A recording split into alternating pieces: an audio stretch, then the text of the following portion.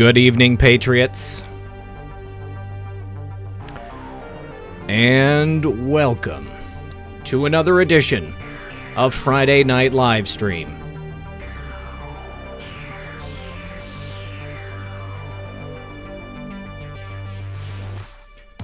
Do me a favor, please like and share this broadcast. Help us get the word out. Starting a few minutes early tonight because my guest and friend John Barbour, it's his birthday, and this is, I believe, the third show he's going to be doing today. There's another one after this he's got to do.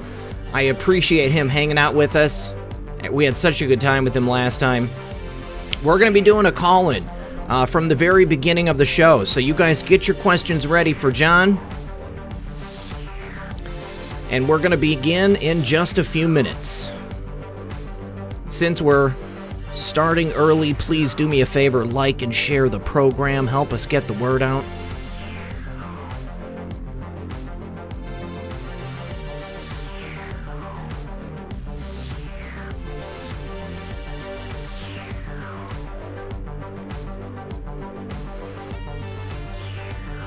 I hope everyone's excited as I am.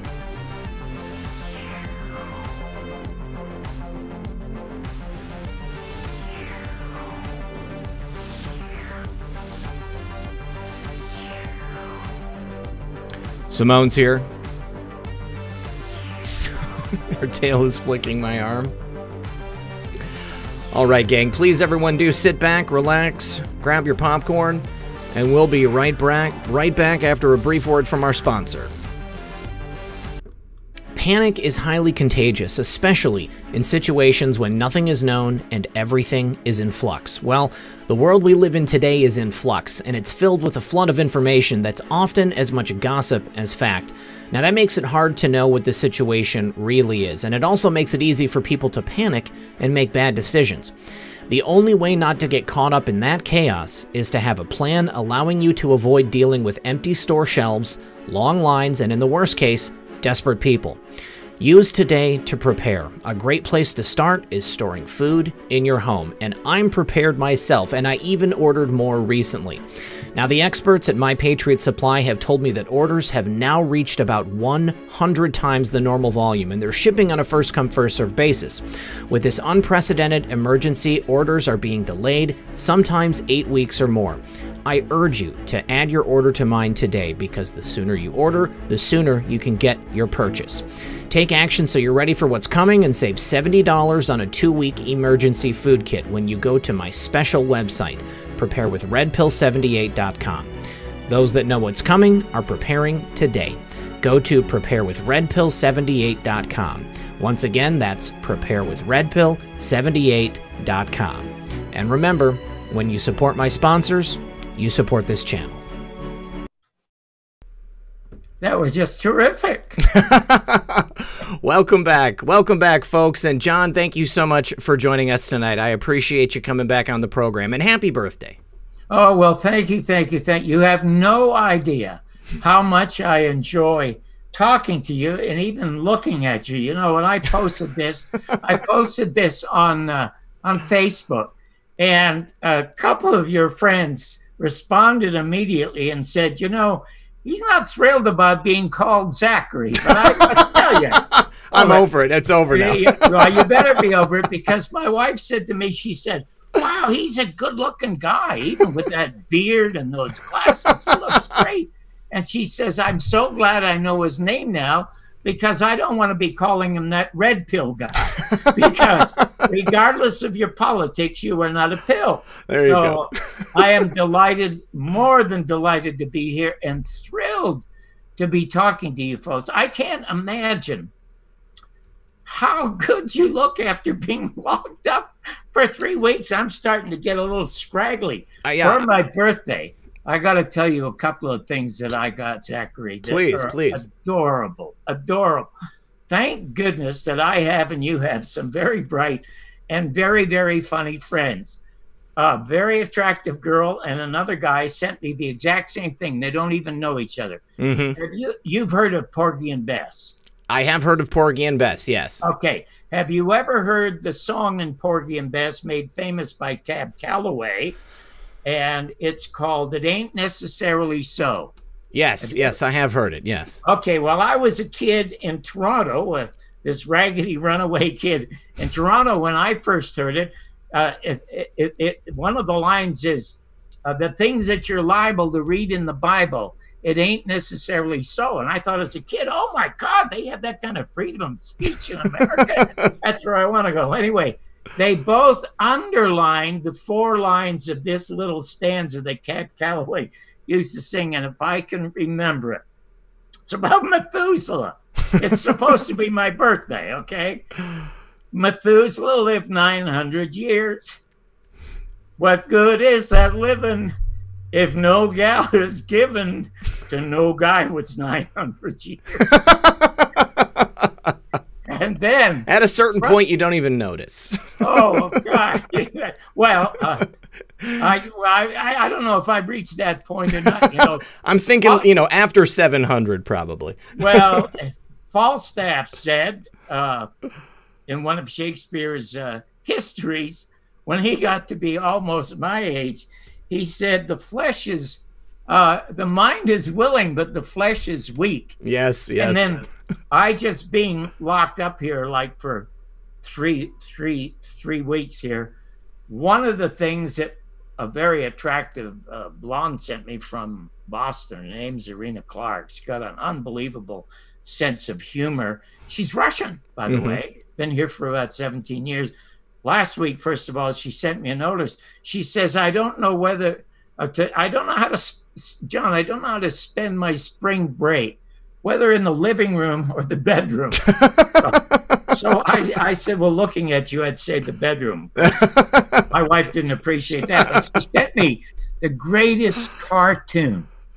It's a guy in a brand new Cadillac parked at the curb here in Las Vegas. And there's this gorgeous, and it's obviously a hooker because she has got the shortest shorts on and they're cut down real low. And she's got a see-through gauze top on, and she's leaning into the guy real close. Guy's a nice-looking guy like you with glasses, by the way. It works. She says to him, anything you want for $50. So he whispers to her, do you know how to cut hair? I would kill for a haircut right now. Yeah, me too. Getting kind of scraggly. Yeah, yeah. I have oh, what a time though! What a time to be a bank robber. Are you kidding? Oh, I'm sure. I'm sure. Yeah, go into a bank wearing a mask. Nobody's going to question you. Go up to the teller and say, "Give me all your money, or I'm going to sneeze on you." I have a fan. Her name is Gail Seib, Seib. She bought the second book, my second book in Australia. She's a widowed mother of 3. Her husband died of cancer. And she said, you know, the only time he became a nice man was when he died. I mean, kind of a sick sense of humor. She has two young teenage boys, 13 and 14. Of course, now they have the same lockdown problem in Australia, and they had trouble getting the masks. She sent me a picture. I wish, if I'd known, I'd have had all these printed up for you. The kids made masks, and guess what they made the masks out of? What? They're jock straps. I've seen pictures of people doing that. Yeah. I saw somebody with a not a jock strap, but like a thong. Okay, you know. Oh my God. That's hilarious. Well, John, we've had a couple of people in the audience ask, how old are you today, if you don't mind telling us? Oh, I'm 87. That's a scene from an old Carol Burnett movie. Oh, okay. Actually, I recreated that. It's a great moment in a movie when she will never tell anybody her age, and her girlfriend gets a speeding ticket and drags her into the police station, and they have to ask Carol Burnett how old she is. And she punches her friend and said, you just staged this. just so you could find out how old they are. 87. There you 87. Go. Well, congratulations. You're a rather spry 87. Let me just say thank you to Jane Wayne. She says, where we go one, we go all. My buddy Red Pills Warhawk says, bro, you are a beautiful man. Even mom thinks so. Thank you for that, buddy. And EO2 Dave says, happy birthday, John. And thank you for Your Mother's Not a Virgin, which is an incredible book. Well, we've got our first caller on the line. It's my buddy Group C. Group C, go ahead and get your microphone working at any time, and we'll get your question in there.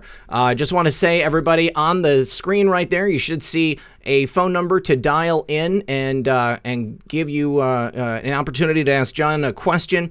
I'm also putting the password and the meeting ID into the chat. And then one more. Guys. Hey, what's up, Group C? How are you, buddy? Oh, my God, what a horrible picture. Oh, my God. You look like the guy who had the virus who listened to the president about ingesting bleach.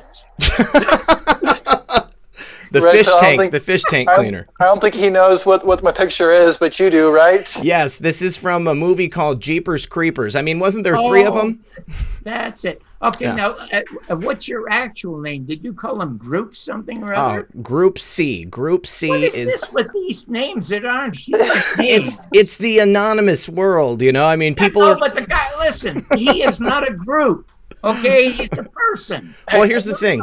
Is the C part of your real name? No, it has nothing to do with my real name. There's an interesting history behind Group C and this picture, but my friends from college and we were a pretty good team, and this Group C is just reminiscent of those glory days. Oh, well, that's one. Hey, listen, feel free. I mean, it's Zachary's show, and you and I are guests, and if you have that story to tell, by all means, tell it, because it's got to be an interesting story to end up being identified by something so ugly. Well, no. Still there? Well, I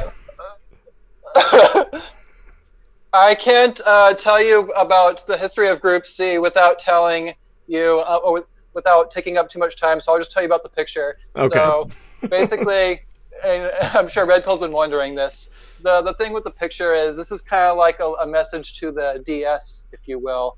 What is the DS? The deep state. The deep state. Oh, see? Oh my God, you guys all talking code. I'm trying to avoid getting Red Pill strikes here. I appreciate it. I appreciate it. Yeah. So basically, the creeper. The thing with him is, no matter how far you run, no matter how hard you fight, it gets you if it wants you, and that's basically the white hats versus the deep state. Like, they're gonna get him. It doesn't matter what they do. You know, Q always says nothing can stop what's coming. You know, and so that's one thing. And the other thing is, you know, because it's so scary, you know, it's kind of analogous to World War II when the Americans put like the scary eyes and the teeth on their fighter planes. You know, so we're digital soldiers, you know, compared to American soldiers decorating their planes to look scary. So that was really well said, because when you mention that, it brings up the pictures of those flying tigers. Yeah, there you go. You guys, let me just make a verbal announcement. I know that I said there was a Nasara show tonight, but I had the date wrong. It's next Friday, but that's fine. It's still going to be a great show. We're going to talk to John for an hour, and then we're going to do an hour with just a call-in with the audience and us chatting. Is that yours, John? Yeah, close down Skype. So yes, I messed up on the date for Nasara. I do apologize. I'm sorry, Group C. Please continue. Oh no, that's all I had to say. I think I took up a lot of time, so no biggie. But that's very sweet of you. Did you not have a question? Honestly, I didn't. I haven't been on Red Pill's channel in a very long time because I've been super busy. So I just wanted to use this time to catch up and say hi and all that. So. All right. Well, thanks for your call, Group C. I appreciate you touching base. Anytime. You both have a good one. You too, brother. We'll talk to you soon. Bye-bye. All right. No worries. One time, Zachary, I had a show on the Disney Channel in Los Angeles called Friday Night Live. Really, did you? Yeah, honest to gosh. Oh, that's awesome. There you go. Yeah, extremely serendipitous. What's up, Red Pills Warhawk? John, let me show you this. Okay. My buddy who's on the line right now, he made me this custom tomahawk. Oh, my God. Look at how beautiful that is. It's a piece of artwork, for sure. It's got, there you go. Now you should be able to see it. Look, there's a red pill for that. Red pill 78 for that. And it's, look at that. Oh just my God. absolutely gorgeous. That is just wonderful. Who made that? Yeah, Oh my man right here. So Is John. Is that the guy on the phone now? Yes, that's my friend on the phone right now. So yeah, you guys, welcome What's to the show. your friend's code name or real name? His name is Red Pills Warhawk. Red Pills Warhawk. Okay, I'll just call him Warhawk. Okay? There you go. What's going on, guys? Not too much. How you doing? Oh, I'm good. Happy birthday, John. Oh, well, thank you very, very much. I really appreciate that. No worries. Hey, man, this guy goes to the old folks' home. He's going to stay for a bit. There's this lady running around, right? She's like flashing people. She runs up to the old man and she starts screaming, super sex, super sex, super sex. And she flashes the old man. He looks her dead in the eye and says, I'll take the soup. Oh, that's wonderful. Okay, that reminds me of one of my golf buddy friends. His name is Jeff Peterman. He's a very successful investor here in town and a very good golfer. And of course, he said to me when the lockdown started, he said, you know, my wife and I have been social distancing for 20 years. So when they were a lot, I mean, I don't know why that thing keeps ringing. Right. Sorry about that. No, it's okay. If you close down the app, then they should stop being able to call you. Well, I'm challenged. Let me. How do I close the app? Maybe right-click on the app. I don't know. Do you have a Mac or a Windows? I have a Mac. I have a Mac. Oh, okay. So then, if you move your cursor down to the bottom, so the toolbar pops up, and then you can see the Skype application. Yeah, if you double click, like 2 fingers click or right click Skype, then you can click quit. Let me see here. Hang on a second. Gosh, my mouse is somehow screwed up. Let me see if I can tell this story. Okay, hang on. I got it. Right click it. Mm-hmm. It says Skype. Okay, I don't want Skype, so how do I get rid of Skype? I don't want Skype. Sorry about that. I don't know how It's okay. It's okay. Okay, anyway, let me tell you the story with Jeff. So he and his wife go to a psychiatrist in town here. And, of course, they have to be 6 feet apart. So they're 6 feet apart in front of the guy's desk. And the guy's behind, and the wife unloads on her husband about her husband to the psychiatrist. He is not affectionate. He doesn't talk to her. He doesn't even touch her much. They haven't had sex in forever, and she just doesn't know what's going to happen if they're all locked down like this. So the psychiatrist gets up, walks around the desk, grabs the lady by the head, tilts her back, and French kisses her on the mouth. And obviously, the wife seems to be enjoying it. And then he puts her head back, and he goes and he sits back in his chair, and he leans into Jeff. And he said, okay, Jeff, can you do that 3 times a week? And Jeff said, well, I can bring her in Monday and Wednesday, but Friday I'm playing golf. Classic. Boom. I'll take the soup. Yeah. You know it, brother. You know it. Well, happy birthday to you, John. I'm glad you're still with us, brother. Oh, thank you so much, and good luck to you. Thanks for calling, man. Appreciate you. Man. Yep, later, bro. All right, peace. All right, so John, I put in the description of the video the information about your film, The American Media and the Second Assassination of President Kennedy.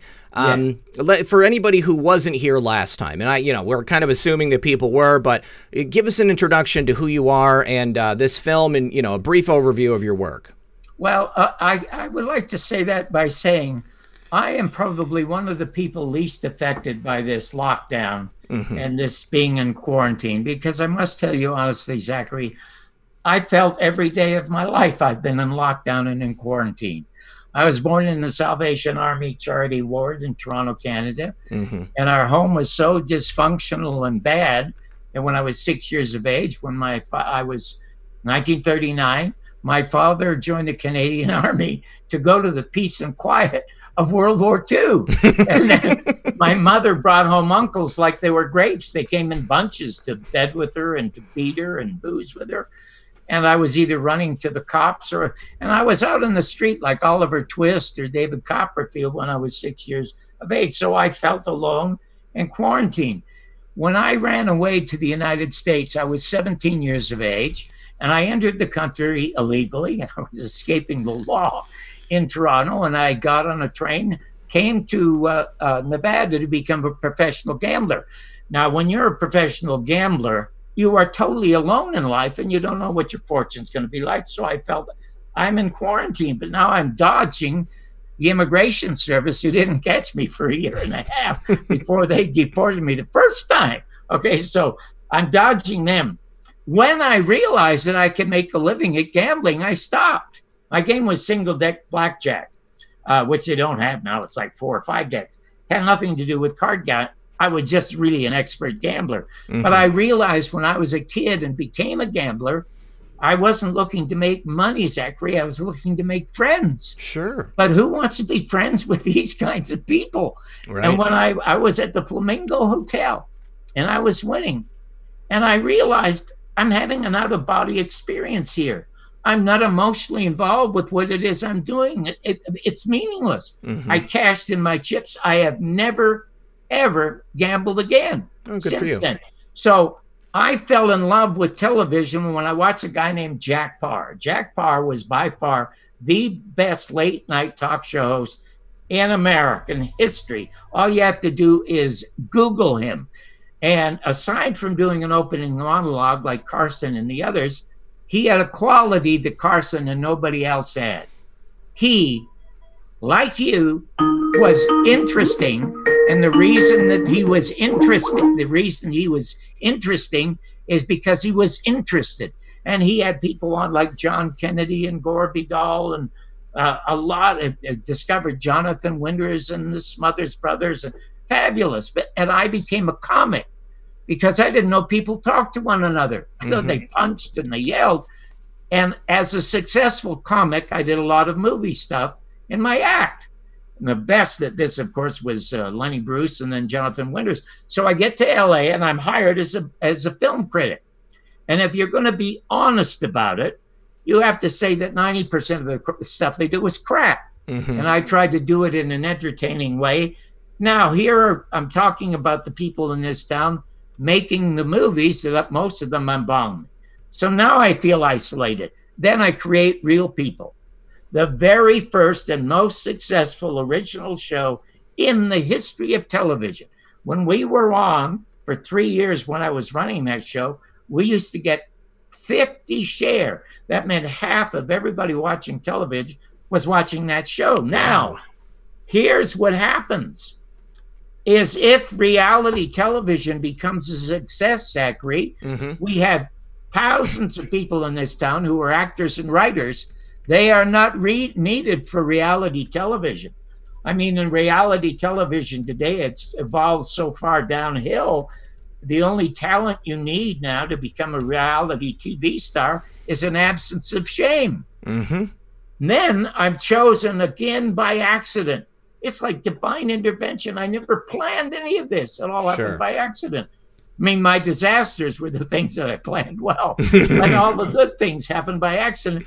And Garrison chooses me over Oliver Stone to be his Boswell and tell his story in the 2 definitive films on John Kennedy's murder and the birth and purpose of fake news. Now you'd think it'd get worse after that, because I am telling the story. I think the greatest American hero ever. He was a one-man army, hated by the entire Mockingbird media and by the entire government. And here is this guy who once had the most successful show in the history of television trying to tell this guy's story. And a brick wall went up. And it was more than a brick wall. It was an invisible wall. Bristol Myers sponsored a lot of shows. You might have heard some In Search of and some soap operas. Right. They wanted me late night on ABC to go against David Letterman. And they paid for 2 weeks of me late night on ABC. It was called the Barbour Report. I got, by the middle of the second week, ratings as high as David Letterman, and he had more affiliates at CBS than I had at ABC. Oh, wow. So fewer opportunities for people to watch, but you had just as many people. And the people I had on, people like Frank Zappa and Harlan Ellison, all the biggest people in the world were calling to be on the show because they were interviewed, I must say, by the best at the time. Okay, and that's not me. That's the best critic in America, Gary Deeb, writing for the Chicago Tribune, had the greatest line about television. He said, television is the only business in America where competition does not improve the product. So anyway, with these ratings, Jim McGinn, programming a guru at Bristol Myers, goes to ABC and said, we want to sponsor John late night. It's not going to cost you a nickel. And ABC said, no, the guy is too controversial, trying to put people on the air like Jim Garrison. And that ended it. And you know what? President Trump wouldn't have to put up a brick wall in this country, you know? The system puts up an invisible wall, and that's the wall of truth. And you just can't break through it. And, you know, we're going through, indeed, how was it that Charles Dickens described A Tale of Two Cities about the French Revolution? We're living in the best of times and the worst of times. You're very, very correct. You know, and that's one of the reasons why I so enjoy being able to do these shows and being able to have this platform so that I can speak with people, because there is that silent wall that you talk about. I mean, I try to compete as best I can with the mainstream media. Obviously, I know that my audience is, you know, far, far less, but the people that do turn in are very dedicated, and they're interested in hearing things that they're not going to be able to hear other places. So hopefully someday soon, we're going to be able to break through that invisible wall, and we will truly be the news at that point. Yep. Thank you, Dano. What's going on, buddy? How you doing? Dude, I was going to send you this, but someone already sent it to me. Somebody beat you to it. Yeah, exactly, man. So there we go. First and foremost, happy birthday to John. You inspired me to become a stand-up comedian. You make me laugh. Are you kidding? Sam Tripoli. Ever since I saw you on Sam Tripoli, man. Oh my God, well, good for you, because I must tell you, it's the toughest job in the world. I mean, if you're a soldier and you're fighting somebody, at least you got a gun and you got 1,000 guys on your side. Or if you're a singer, you can lean on the piano player, the guitar player. But when you're a comic like you and you're up on stage alone, it is absolute murder, but it is a sublime joy when you get a laugh. Right on, man. Yeah. Absolutely. Good for you. Hey, Red Pill. I want to let you know this, man. I got to use your platform to do it. I'm looking into my dad's death, and September 18th through the 20th, I'm going to Dallas, Texas. Specifically Dallas for the John F. Kennedy stuff, but Bastrop, Texas is where I need to go. I'm looking into my dad's death, man, and I've received death threats. I have to use your platform as a way to help myself, man. I'm looking into this. Why were you investigating your father's death, and why would that bring death threats to you? Yeah, that's the thing I don't understand, man. I'm really working on trying to understand all that. How did your father die? Killed in a car accident. What, do you think it was really an accident? I don't know at this point. Well, you know, if you happen to be in Dallas, have you ever heard of Dr. Cyril Wecht? No, I have not. I have. Well, Dr. Cyril Wecht, from the very beginning, have you ever heard of what they call a magic bullet theory? Yes, of course. Okay, well, Dr. Cyril Wecht was the very first doctor to say that's a bunch of bull. It's impossible for that to happen. The only one in the medical profession who said that publicly said it to this day. Last November, Oliver Stone was speaking at Kappa in Dallas. That's the Citizens Against Political Assassinations.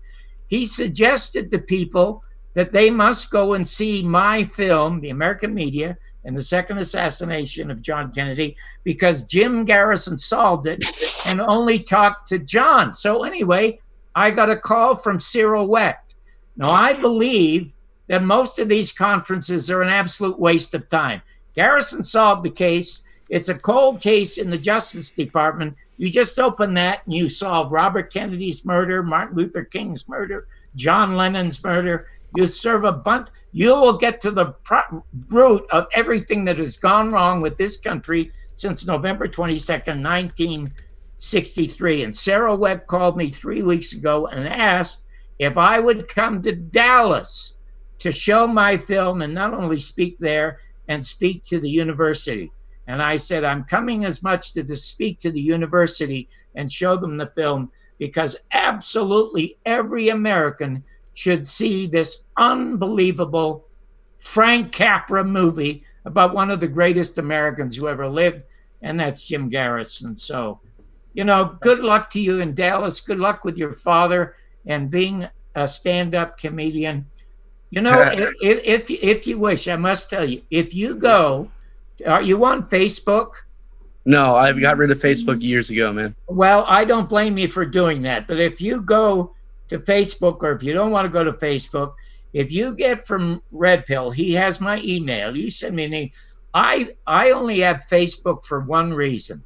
I think of a lot of really funny stuff that goes up there, and I don't want to forget it. I'm still a comedian at heart. So I post it there just for me. And I've even told Sam Tripoli, listen, Sam, you don't have to say it's my stuff.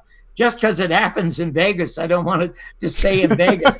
So, Yeah, but definitely, if you send me a note, every week I'll send you 2 or 3 lines that I guarantee are funny, because I wouldn't have become Frank Sinatra's private writer for 4 years had I not been funny. Dana, John, I will send John. Yeah, John. Yes, please send me his email. I will do that. Check out my Wonderful. email. And I hope I bump into you in Dallas in November. No, September, brother.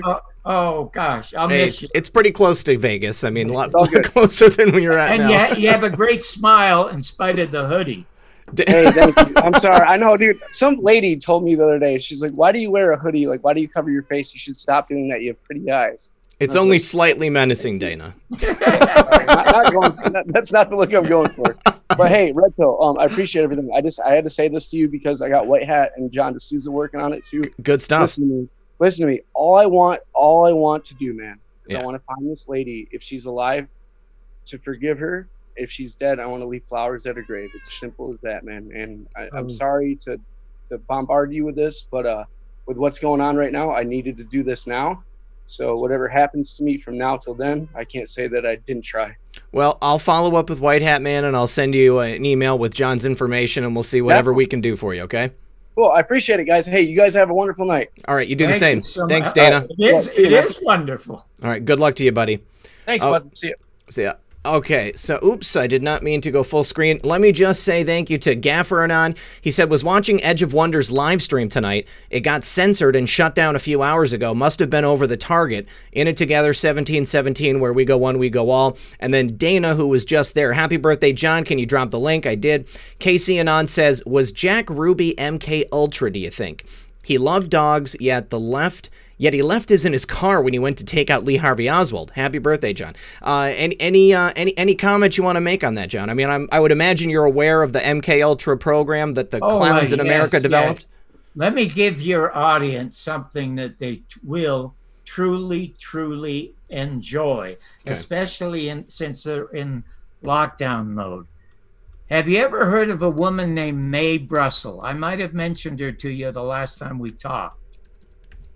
Mae Brussel. Sounds familiar. Okay, I'm going to tell you. Mae Brussel was the heiress to the I. Magnin fortune, a Beverly Hills millionaire housewife with 5 children.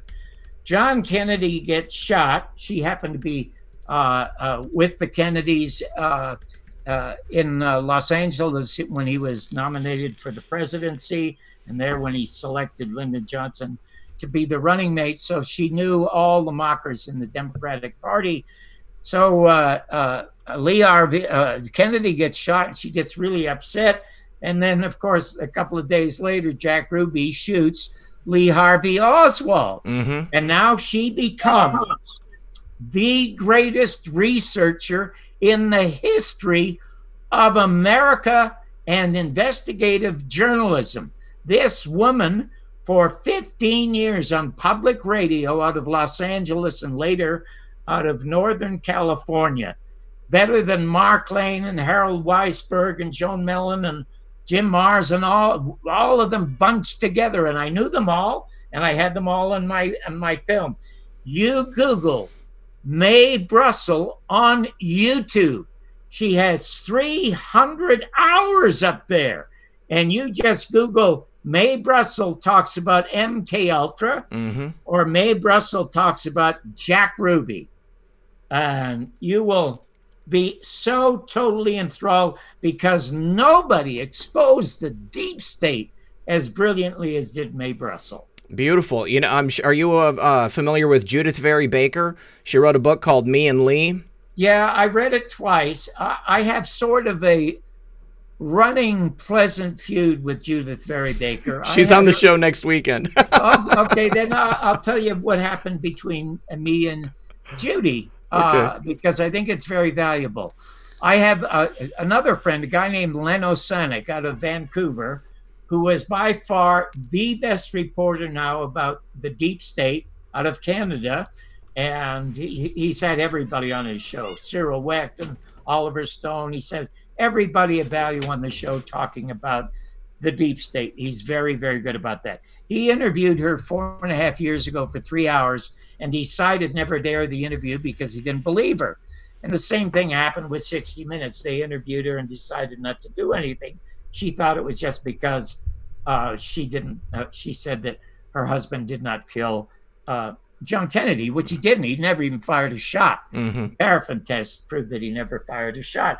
So in any event, I told him, I said, play an hour. Tell the audience you have doubts about her and play an hour. Open your phones like you do now. Have people call in and let them comment, which is the best kind of television. Sure. Anyway, she called me after I wrote her a note a year ago. I was doing a show like yours till I went on the road to try to sell my book.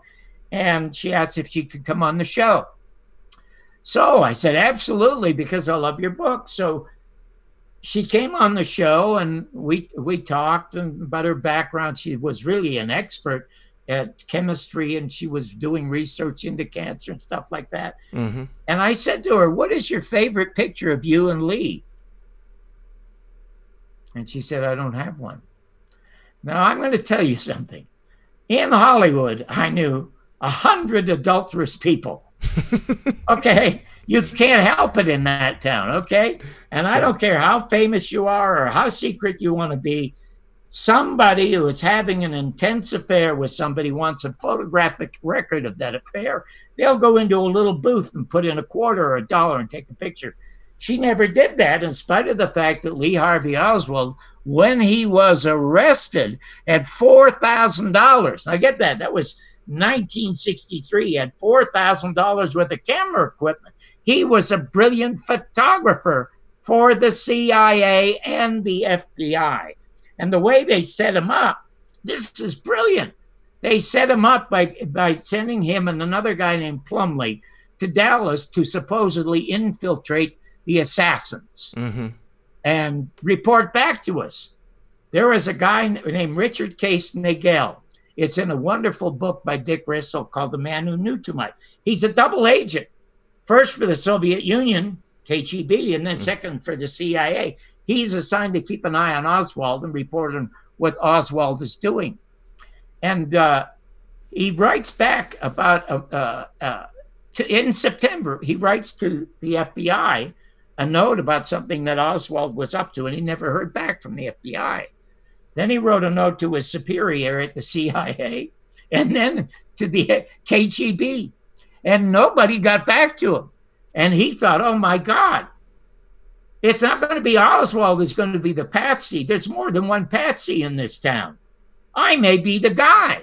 Richard Case Nagel went into an El Paso bank, pulled out his gun, and blew the bullets into the roof and sat down and waited to be arrested. So when they came and arrested him, they said, what are you doing? I said, hopefully I'm going to jail because I don't want to be in Dallas on November 22nd. Ooh, and that great story. Okay, now getting back to Judith. I have said for the last 2 years since I made this magnificent film, Garrison solved the case. Judith Baker holding these conferences in Dallas, or other people holding them in Washington, D.C., or holding trials of Lee Harvey Oswald in universities, or doing these things in Pittsburgh. It's all meaningless. The crime is solved.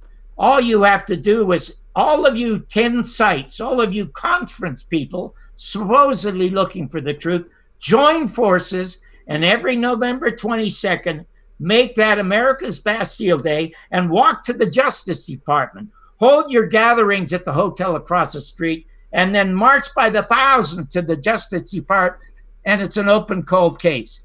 This year, she is playing another conference, and she asked me to speak, and I said, no, it's a waste of time. And I said to her, you know how many years ago he was killed? 54, 55 years ago. You know how long you've been grieving? 54 years is enough, Judith. How about a little revenge now? Shut your shop down and open your mouth in front of the Justice Department.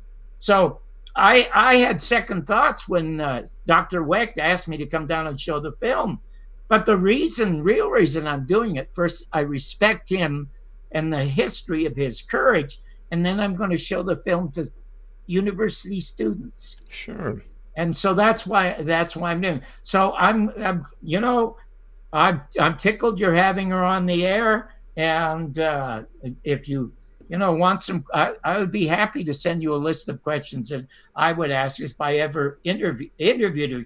What you should know about Lee Harvey Oswald: he was bisexual. I've heard that. She would not admit that on the air. I'll tell you what Jim Garrison had, and I don't know if we talked about the Garrison files. We talked about it a little bit. I've watched all of them on your channel. So okay, the one I'll bring up one specifically about Clay Shaw. Yeah, that's what I was going to say, Clay Shaw. Okay, yeah. Because Clay Shaw was charged with conspiracy to kill Kennedy, and he was charged with perjury when he denied knowing Lee Harvey Oswald. Mm-hmm. Okay, so he loses the conspiracy case in a matter of weeks. And by the way, Jim Garrison never argued anything in court. It was just his staff. Mm-hmm. But he said the important part of the case was the perjury case because I had him nailed. And he would literally confess to being with the CIA, because if Garrison introduced his witnesses, Clay Shaw's life would be destroyed, because the media painted this guy as a prominent businessman socialite. He was arrested with the most horrible, sadomasochistic, homosexual gear all over his house. What Jim Garrison had was from a professor named Lesnick in Chicago. His best friend had been Clay Shaw's lover for a year, and he replaced another guy. And the other guy was kicked out by Clay Shaw because after a year, the other guy had a transsexual operation. And when he became she was no good anymore. But there were. Hold on. We've got some people who are confused in the chat. We're talking about Lee Harvey Oswald's preferences, not former President John F. Kennedy. Just so nobody thinks that. Yeah. Oh, sorry about that. And so, that is really funny. Anyway. They also had 4 20-year-old gay prostitutes who, under oath, signing affidavits saying that they had sex with Jack Ruby, Lee Harvey Oswald, David Ferrie, and Clay Shaw. And if you see that one picture of them all together, that was a gay gathering. They're a little cozy. Yeah. Now, this is how wonderful a human being and a law officer Garrison was. He told his staff, you leak none of this to the paper. This is not going to be introduced at the conspiracy trial because it has nothing to do with the murder of John Kennedy. But there's no doubt he's not going to. And then here he had a guy named James Whalen, Whalen, offered $25,000 by Clay Shaw to murder Jim Garrison. He would get $10,000 in advance and $15,000 later. And he thought about it. And he went to Garrison and confessed that he thought about it, but not because he needed the money, even though he was a killer. It was just too big for him. He was afraid that he'd be killed. It was a high-profile case, yeah. Yeah, so he said, I did it for my daughter's sake. I have a deathly ill daughter. She has a death sentence, and Clay Shaw promised that the U.S. government and the CIA would bring her the best doctors and heal her. And there you go to the Shaw files, and you see it. So he would have been absolutely and totally nailed. And one of the very... somebody trying to wish me a happy birthday, I guess. And in any event, he would have caved in, and the government knew it. And you see at the top of the film, there's a 1967 memo from the CIA, says we have to help Clay Shaw legally, get him some lawyers because Jim Garrison's going to win his case. He was infiltrated by 8 different agents. I had heard and that. all of the material was delivered to them. Then, to me, the most interesting file and the thing that Jim Garrison found out is in the Lee Harvey Oswald file. You can see all this for nothing on my site. You see, and everybody knows, Lee Harvey Oswald being very calm. And there's a newsman who was just as calm. And he said, did you kill the president? And he says, no, this is the first time I ever heard of this. And they charged me with killing a police officer. I know nothing about it, and I need some legal help if somebody would come forward. Now, he's so reasonable about that. And I often wondered, that doesn't look like a guy who's just murdered a couple of people. What Jim Garrison did, he wondered about it too, because we found out that he had just left the interview of 7 hours of being locked up in Captain Curry's office with about 12 guys with magnums and Stetsons on and a bunch of blue suits from Washington, D.C. There was no tape recorder and there was no stenographer because they couldn't afford a stenographer and they had no room on the table for a tape recorder, which we all know is bullcrap. Sure. It's just obvious. Okay, now what Garrison did, he found an honest cop, because it only takes 1 or 2 at the top to become boss, and you want to please your boss. So if your boss doesn't want something, you don't do it. So you pre-censor yourself. He found an honest cop, and he said, we were never allowed to ask that question, because whenever one of us would say, well, with Officer Tippett, a blue stoop would step in and stop it. Now, Garrison never speculated. He only speculated on 2 things. What I'm going to tell you here, and the guy that he said who was one of the founding families of this country who gave Allen Dulles the go-ahead to plan the assassination. But he said the reason that they stopped this 20 or 21-year-old kid is because if he heard from these big guys with the Stetsons and the Magnums, did you shoot our president? He's going to say, no, I didn't do that. Are you kidding? I'm with the CIA. They just sent me here. Okay. He would have spilled the beans. Absolutely, totally. And had there been a recording, it would have been recorded. So he never got to speak his mind or speak the truth till he got out of that.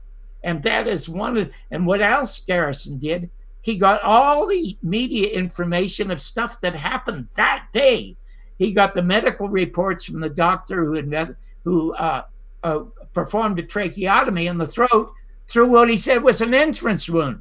You will see newspaper headlines that say, second gunman at large. And you will see that there is an audio recording from Air Force One with a couple of soldiers talking about the fact that one person could not have done this. And then Garrison got FBI radio reports and Dallas police radio reports, because he said to me, John, if you go and you rob a bank, what's the first thing they do? They put a perimeter around about 10 blocks. There are the recordings of the cops calling off the other cop cars, so there was no perimeter. That enabled how many shooters there were to escape. Everybody to filter through. John, I have to do a couple of quick thank yous. Sure. Warrior for Truth said, thanks for having Mr. Barbour on tonight. He is an OG in the truther movement. Much respect, sir. Love the show, RP. Where we go one, we go all. Sky Dancer says, General Flynn just tweeted. Yes, everybody, as soon as General Flynn tweeted, I retweeted it. And we're going to talk about anything that's not related to John Barbour in the second half of the program at 11 p.m. And then our Cloaked Unseen World says, Nikola Tesla prophecies in his quotes. Amazing. Where we go one, we go all. Nikola Tesla quote number 57. You may live to see man-made horrors beyond your comprehension. What's happening to the children? Rest are on discussion page. And I still need to go look that up. Our Cloaked Unseen World. Eric Anderson says, was David Ferry MK clown and Shaw his handler? I want to get Aaron's question in first before we go back to David Ferry and the MK program. Steve Dickman, Superman needs a Punisher pin. And Jay Britt says, General Flynn just tweeted first in a couple of years. Aaron, welcome to the show. Good to see you, my friend. What's your question for John? Good to see you, too. Happy birthday, John. How are you? Oh, thank you so much. Oh, I love your background and your glasses, too. Oh, thank you. Cute. We're kindred spirits, John. Aaron and I are. That's wonderful. That's wonderful. Super Cube is one of my inventions, but... Wait a second, Aaron. You look like you got a haircut. How did you get a haircut? I have a Flowbee. Oh, man. I have a Flowbee. I bought it from a bald guy. Anything you want for $50. Craigslist, yeah. I had to drive 45 minutes to get it. This was several years ago. Wow. I'm jealous, dude. I need to go on Craigslist or something, see if I can find one. But I couldn't talk him down. He was already bald. He didn't need it anymore, and he still wanted $40 for it. He's like, this means nothing to me. You need it. I want the full price. So that's what I did. I get the Flowbee. It's very good. All right, sweet. So, John, now what I do, when I have a birthday, what I do now is I add the two digits together. So you add the 8 and the 7, you're 15. Okay, that's a new way of looking at it. Are you a numerologist? No, I'm just a okay. bumbleologist. Okay, go ahead. 15. Okay. 15. So now you're gonna need a fake ID to go driving now. So you're gonna. Aaron, people are saying your voice is low. Is it possible for you to speak closer to the microphone? Sure. Sorry. It's okay. Say, John, I saw something recently, and it was actually horrifying about the Kennedy assassination. That when he left, he was in. They took him away in a gold coffin, but when they debarked him off the plane, it was in a black coffin, and then surgery had been done. There was a clear V cut in his skull. It looked like they cut away anything that showed bullet traces. It was horrible. Have you seen these? Yes, I've seen all of that. And then in the documentary, The American Media and the Second Assassination of President John Kennedy, we accidentally stumbled across a video and an audio of because Jackie thought that her husband's casket, the brown casket, was in Air Force One. And we have the video of the helicopter picking up another casket and delivering it by helicopter to Washington, D.C. There was no autopsy performed on the president, and that was prevented by a lot of admirals and generals in blue suits, and one of them was probably General Curtis LeMay, who absolutely loathed John Kennedy. But there was a fellow named Dr. Fink, who was the only forensic pathologist at the autopsy, and he was called to be a defense witness by Diamond, who was Clay Shaw's attorney. But under cross-examination, because they kept asking him, did the bullet enter his forehead? And he could never quite answer it. He stumbled. And then under great cross-examination by one of Garrison's assistants, he said there was never an autopsy. They wouldn't let us look even at x-rays or photographs. So if you go to the 26 volumes, you will not find one x-ray or one photograph. All you will see is a pencil cartoon drawing of a profile of John Kennedy and Connally, and there is this arrow going through with the magic bullet. I mean, it's Saturday Night Live nonsense. Mm-hmm. So it is absolutely heartbreaking to think, oh, yesterday morning, oh, Zachary, yesterday morning, 10 o'clock by accident, I turned into Tuner Classic Movies because I have a good friend of mine who hosts his film noir. His name's Eddie Muller. Does it on Saturday night. Most articulate man now on American television. Anyway, there's executive action. This absolutely brilliant drama. It's sort of like a docudrama about how the government and why the government murdered John Kennedy. Half of it is newsreel footage and half of it is actors. Robert Ryan and Burt Lancaster, bless their hearts for having the courage to do that. Dalton Trumbo was a screenwriter. Dalton Trumbo was one of the blacklisted writers, and bless Kirk Douglas's heart because he's the guy that got Dalton Trumbo off of the blacklist by signing him to do Spartacus, and then the producer, Ed Lewis. Imagine there was a once upon a time. That's how we start all fairy tales in America. Once upon a time in Hollywood, there were people and artists like this who had the courage to make meaningful movies that told the truth, and almost never since.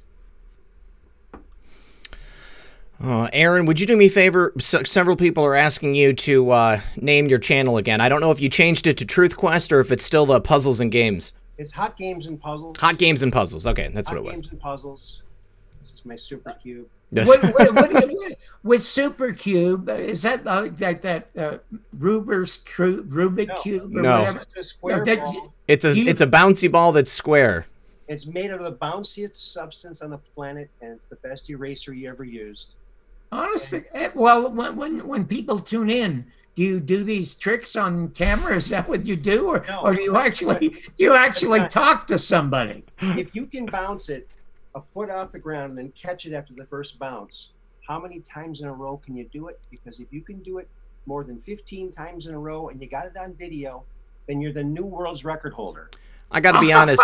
I don't know how you did it once, Aaron. I can't do it a single time. Oh my God, that sounds like fun. That sounds like fun. All right, Aaron, thanks for your call, buddy. I appreciate you. You're welcome. We'll talk to you soon. Thanks, Aaron. Good luck to you. Aaron's a good guy. Okay, so I need to say thank you to Lionheart. Remember, take nothing for granted. Go out and vote. And then our Dr. D says Richard Russell tapes. He knew that there were three I did a Pelosi right there. Three-man teams, at least 2 shots in the tapes. So what do you think about that? Do you know about the Russell tapes? Well, I've never heard of the Russell tapes, but Jim Garrison said when I asked him how many shooters he thought there were, he said there were 3 trains. It's triangulation. Yep. He said, and usually on a hit team, they have, of course, the gunman, and they have the guy that retrieves the shell. Mm-hmm. But he said in this case, I think you had 2 from the front, but they had teams of 3 because you had them on walkie-talkies, because this is the most important kill of a head of state that they've ever had. I mean, they've already killed a bunch of other heads of state. I mean, they murdered Mossadegh in Iran, democratically elected socialist. They murdered him. They murdered Allende. They murder all kinds of people. That's what the CIA does. Yeah. Garrison says they're in the killing business, and that's what it is that they do. And there was a team behind probably the Daltex building, but there was nobody in the book depository. Yes. Well, we were going to talk to Abigail Koenig next, but she is having trouble getting her audio working. So Andrew Tagliarino is going to be our next caller. Andrew, we're just waiting for him to join the call. You guys, John's going to be here for another 13 minutes, and then he's got to scoot out to another program. Andrew, are you there? Andrew. Yes, I'm here. Okay, yeah. Andrew, how are you? I'm okay. Hang on. Let me shut off I got in my earpiece. I've got the YouTube going. Sure. I love this. This is so real people, you know. It is 100% real. The screw-ups prove that we're real people.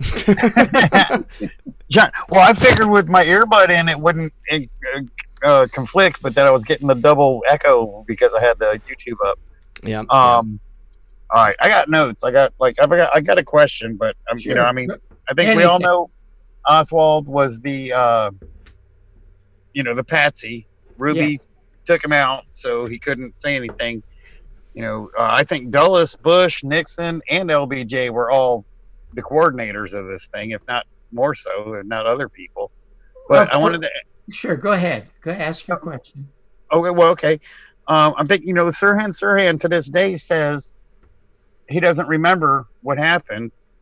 And, the kid from the Aurora shooting, a lot of these other people that are on all these SSRI. That's MK Ultra. Mm-hmm. And Andrew, go to YouTube when we get off, Google May Brussel. And two things about, I'm going to recommend 2 of the hours that you should listen to. You should listen, of course, to the MK Ultra. Then, I'm very familiar. Okay. Then there's a documentary that you can watch for nothing on YouTube. It's called The Second Gun. And it proves beyond a shadow of a doubt that Sirhan was incapable of firing the shot that killed him. And it came from behind. It came from behind. Yeah. Yeah, that was Thane Cesar. And Thane Cesar retired right after that in the Philippines. And about 2 years ago, just before he died, he was an emissary of Robert Kennedy Jr.'s, wanted to talk to him. And so Cesar asked for $25,000. I'll tell you whatever you want to know. And Jr. wouldn't give him the $25,000. And speaking of Robert Kennedy, I was a very, very close friend of Blair Kaiser, who wrote RFK Must Die. He was the only one that got to really talk to Sirhan and his psychiatrist. He left the country. Now, he knew that I had once tried to get Jim Garrison on a show I did in Los Angeles. So he came, befriended me, because I was certainly really well known at the time, left me his papers and his books. And his friend, who was Sirhan's lawyer, was giving a speech in Beverly Hills to a couple of hundred people. They wanted to raise money for Sirhan. They asked if I would speak. And I said, well, I don't know anything about Robert Kennedy. So I devoured all the papers and I read the book. And if there's one thing I hated when I was a kid and still hate, it's bullies. And the CIA and the government, they were bullies. Okay. And I've always sided with the underdog. So I went and I spoke at its Beverly Hills function.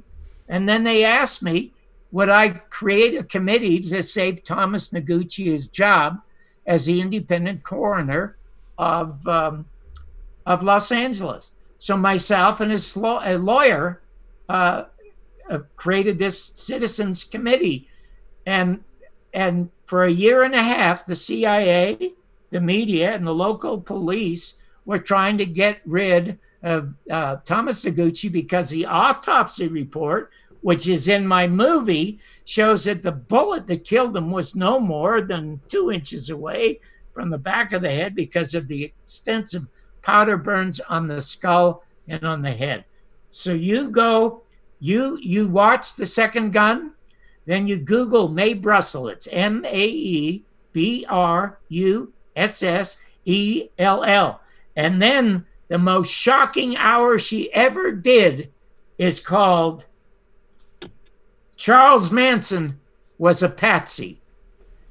When you hear that hour, it is going to scare the crap out of you at how evil this system can be, because they murdered these 6 people in cold blood, first to blame it on the blacks, and secondly to destroy the flower child liberal socialist movement that was sweeping California at the time.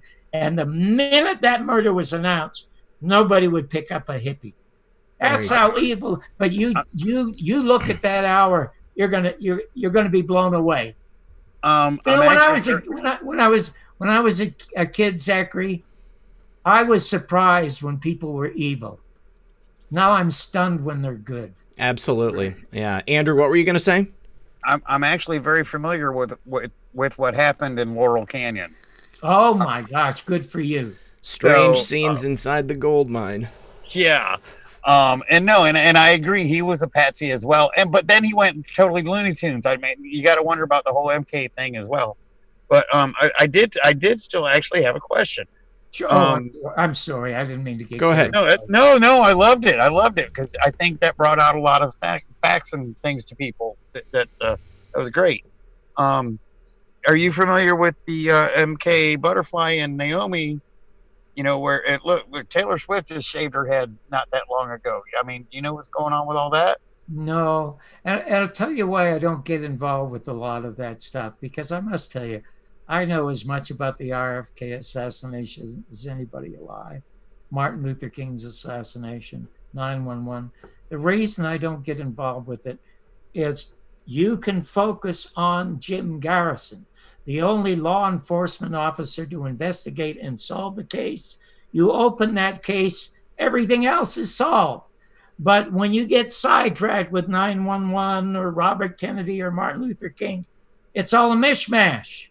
And that's why I am so opposed to the kind of stuff that Judith Baker is continuing to do in Dallas when she should be in Washington, D.C. And you know what's done to me sometimes? All of this happened so long ago. I don't know why I get so passionate about it at this age, for crying out loud. But I do. So thanks for asking the question. Well, all right. Well, Andrew, thank you, Red Pill. And I don't know if you can see my Where We Go One, We Go All shirt or my Corona beard. It's all dark, but I take your word for it, brother. I appreciate you calling in. All right. Thank you. Yep. We'll see you. All right. So I think we're going to have time for one more caller, and that's Abigail. Well, one more caller with John, but I'm still going to stay here with you guys for the next hour. Abigail, you're on the air. Hello. I love that name, Abigail. Dear Abigail. Dear Abby. Abigail, can you hear me? I can hear you. You're very, very quiet. What's your question for John?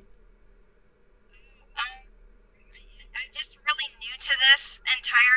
Can you hear me at all? Yeah, it's very low, but yes, I can hear you. And if I need to, I'll repeat it to the audience. Okay, so I'm very new to this. I don't really even know John. I think he's an incredible guy. He's very funny. Yeah. And I'm just a strong supporter of Trump.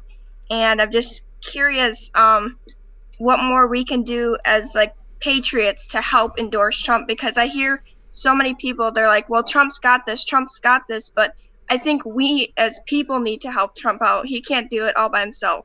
Well, I can answer that. I mean, I think that just by staying involved, keeping yourself educated and informed, talking to people, making sure that you're a decent, kind person. I think too many people are just very dismissive, narcissistic. They're dismissive of people who have a different opinion of that than them.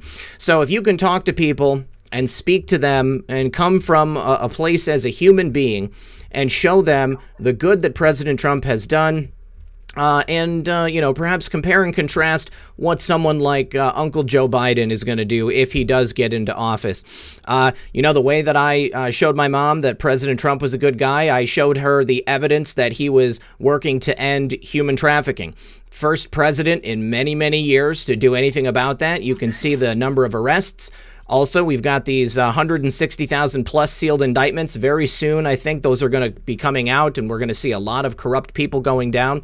But I think that the best way that you can do it is to just be kind to people, so that they know that just because you support the president and his mission, it doesn't mean there's something wrong with you. I think they've been told that as Trump supporters, we are, evil people and, we're hateful by nature, but that's not the problem. We care about our country.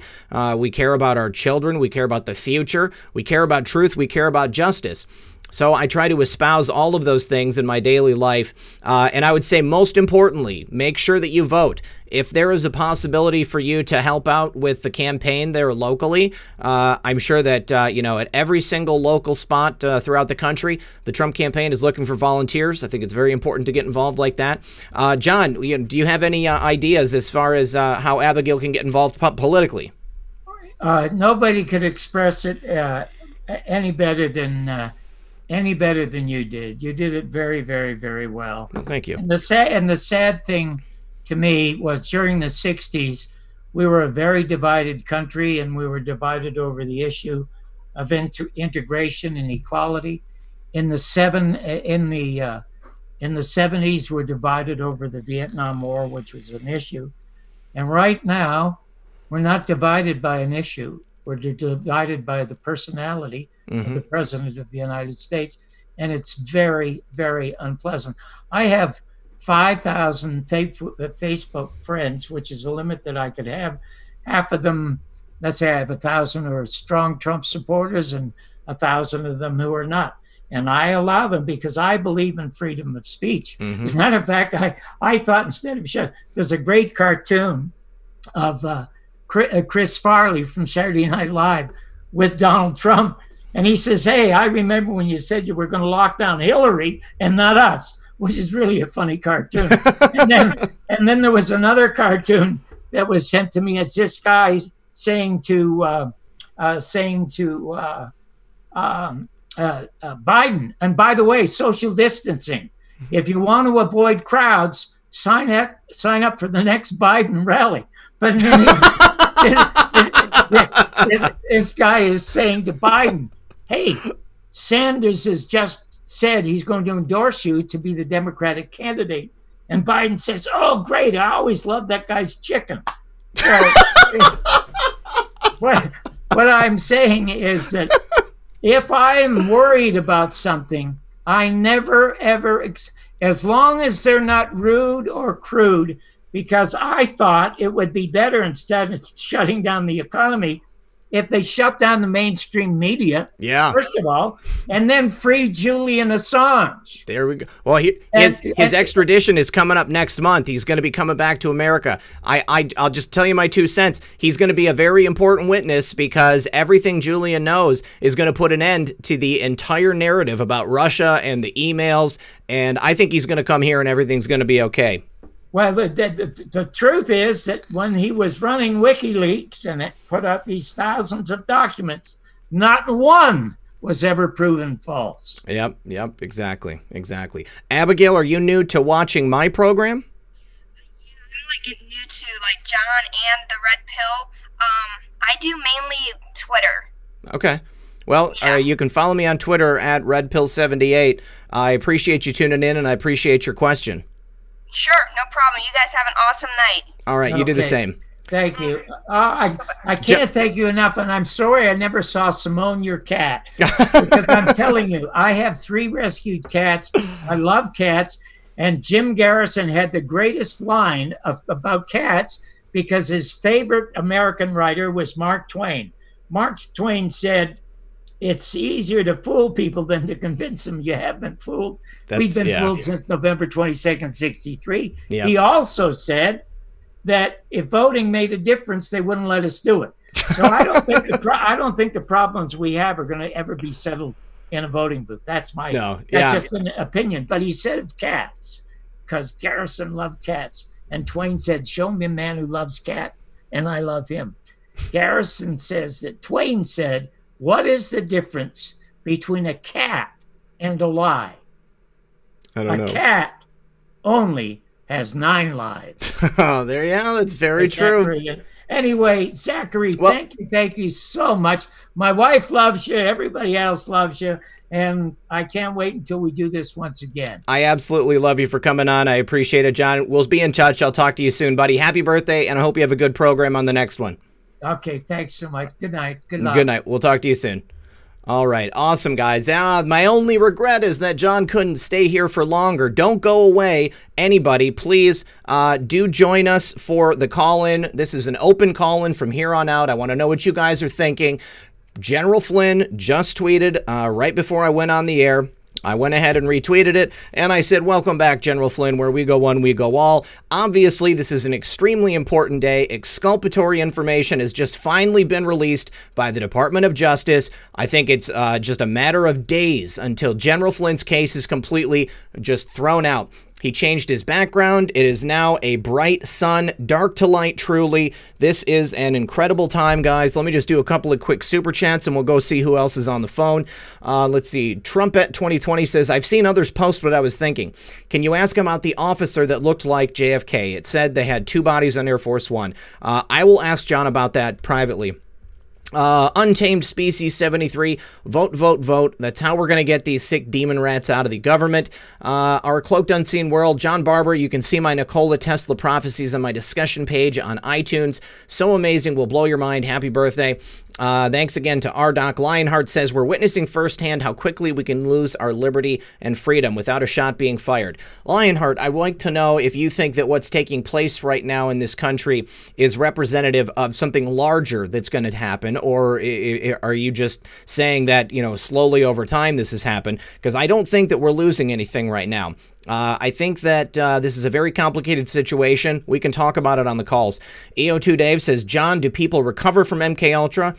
I don't know that John knows that for certain. I think that it's very touchy when people go through that type of situation.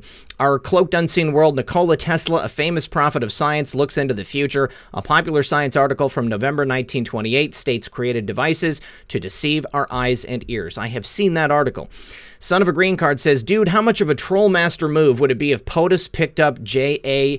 in the Beast? Yeah, I think that would be pretty amazing. I kind of think that Julian's going to get here, and then he's going to get the royal treatment. Let's go to Sweeta Unmat. Sweeta Unmat is our next caller. We're waiting for Sweeta to get onto the, onto the phone. Sweeta, are you there? We're waiting for your audio. What is that picture? What is that picture, Sweeta? Hello, hello. Just waiting for your audio to get connected. Hello, Sweeta. Oh, you're still muted. Let me see if I can unmute you. Yeah, there you go. You're unmuted. What's going on? All right. Hello, Redmond. Huge fan of yours. Excellent. Well, welcome to the show. Glad to have you here. What's going on? What's on your mind? Now, I've been going through spy camera surveillance of sorts for almost 10 years now. Okay. What I got into a controversy when I was going through the spy camera surveillance in 2012. Okay. And a lot of the disingenuous attacks that are happening, you know, in mainstream media in America, they've sort of picked up tricks from what's happening around me, and also a lot of the media censorship that's happening. You know, I'm sort of, you know, I sort of, you know. And you know, the identity politics and everything. Mm-hmm. I think a lot of people who've been watching things that are, you know, the things that are happening in India, they've sort of, you know, people like in CNN and MSNBC, they've sort of taken those tricks and they're using it in America as well. Yes. Whether it's politics or whether it's, you know, yeah. I think. So what country? Like, what country are you calling from? Oh, India. You're okay. So India, so you're saying that. Chennai, so you're saying they started using all of these identity politics in India and then exported it to the one. No, identity politics is something that's been used in India in politics for many years. Okay. So I think people who've been watching, you know, footage around me have learned those tricks and they're using it, you know. They sort of, you know, I think those things they've picked up from what's happening in India. Okay. Okay. All right. Hello? What do you think about? Is connection still there? Yes. Yeah. You broke up for a few seconds there. Hello. Are you still there, Sweeta? Okay. What I really wanted was, I got into a controversy in 2012. Okay. This Eric Carlstrom in America, who's going through organized stalking. Okay, Sweeta. You have a wide variety of people that you're interviewing. Sweeta, if you could interview him sometime. Okay, I'm sorry. What is his name? You broke up and I lost it. But if you tell me his name, I'll go ahead and write it down. All right. There's this person called Eric Carlstrom in America. Okay, how do you spell his name? He's Eric? a geography professor. He's been a geography professor for more than 20 years in America. Okay. In a big university. His father and his uncle both work for the government. Okay. I've got this YouTube playlist of mine, which is called Interview M Red Pill. His video is the first video. He's being interviewed by some person, another person called who has this channel called Pinecone Utopia. Okay. What I would suggest is not have a live stream interview with Eric, but have an interview with him and then have the option to edit parts which may and then upload. Please do interview Eric. He has tons of information, and he's also someone who was looking into 9/11. He was also investigating climate change because he is a geography professor. His father was also was working for the government and mapping climate changes. Right. So he has a lot of information on the subject. And there is this other video by a whistleblower who used to work for SIS Security Seattle. Okay. His video is also there in the same YouTube playlist in my channel called Interview with Them, Red Pill. Okay. There are 3 videos. One by Eric Karlstrom. Second is Douglas Jones. Third is this guy who's working for SIS Security, and he said that this sort of surveillance and the psychology warfare, SIS Security is heavily invested in it, and he tried to blow the whistle before they started doing the same thing on him, and he went through the same isolation with family and friends. And he said the very way they don't the very way these the subjects are chosen. He said they're free thinkers, and they're from all levels of society, rich and poor, and from all backgrounds and all age groups as well. A lot of old people and a lot of single mothers being targeted in the program. Okay. And a lot of free thinkers and whistleblowers, potential whistleblowers. All right. So they can, sensible people can be dismissed as, conspiracy theorists as such. Of course, yeah. So that no one takes sensible people seriously as such. Yeah. So that's my main request for you is, to interview these people when possible, and probably even interview me later on the 2012 controversy that I got into. All right. Well, send me an email and we'll talk about it, and I'll get in touch with everybody else too. All right. Thank you so much. All right, sweetheart. Thank you for calling. Appreciate you. Yeah, thank you. Yeah. Bye-bye. All right. I need to say thank you to Chris Hawkins. The wheels of justice turn slowly, but when the hammer drops hard. Let's go check out this Flynn declaration, guys. Let's go ahead and go over here. Let me turn on my camera so we can look at this together. All right. Declaration of Michael Flynn. I, Michael T. Flynn, declare, I am a citizen of the United States and more than 18 years old. I served over 33 years in the United States Army. 5 of those years I spent deployed in active combat in Afghanistan, Iraq, and elsewhere around the world in support of United States foreign policy objectives. I was a lifelong Democrat, and President Barry Obama twice appointed me to positions that required Senate confirmation.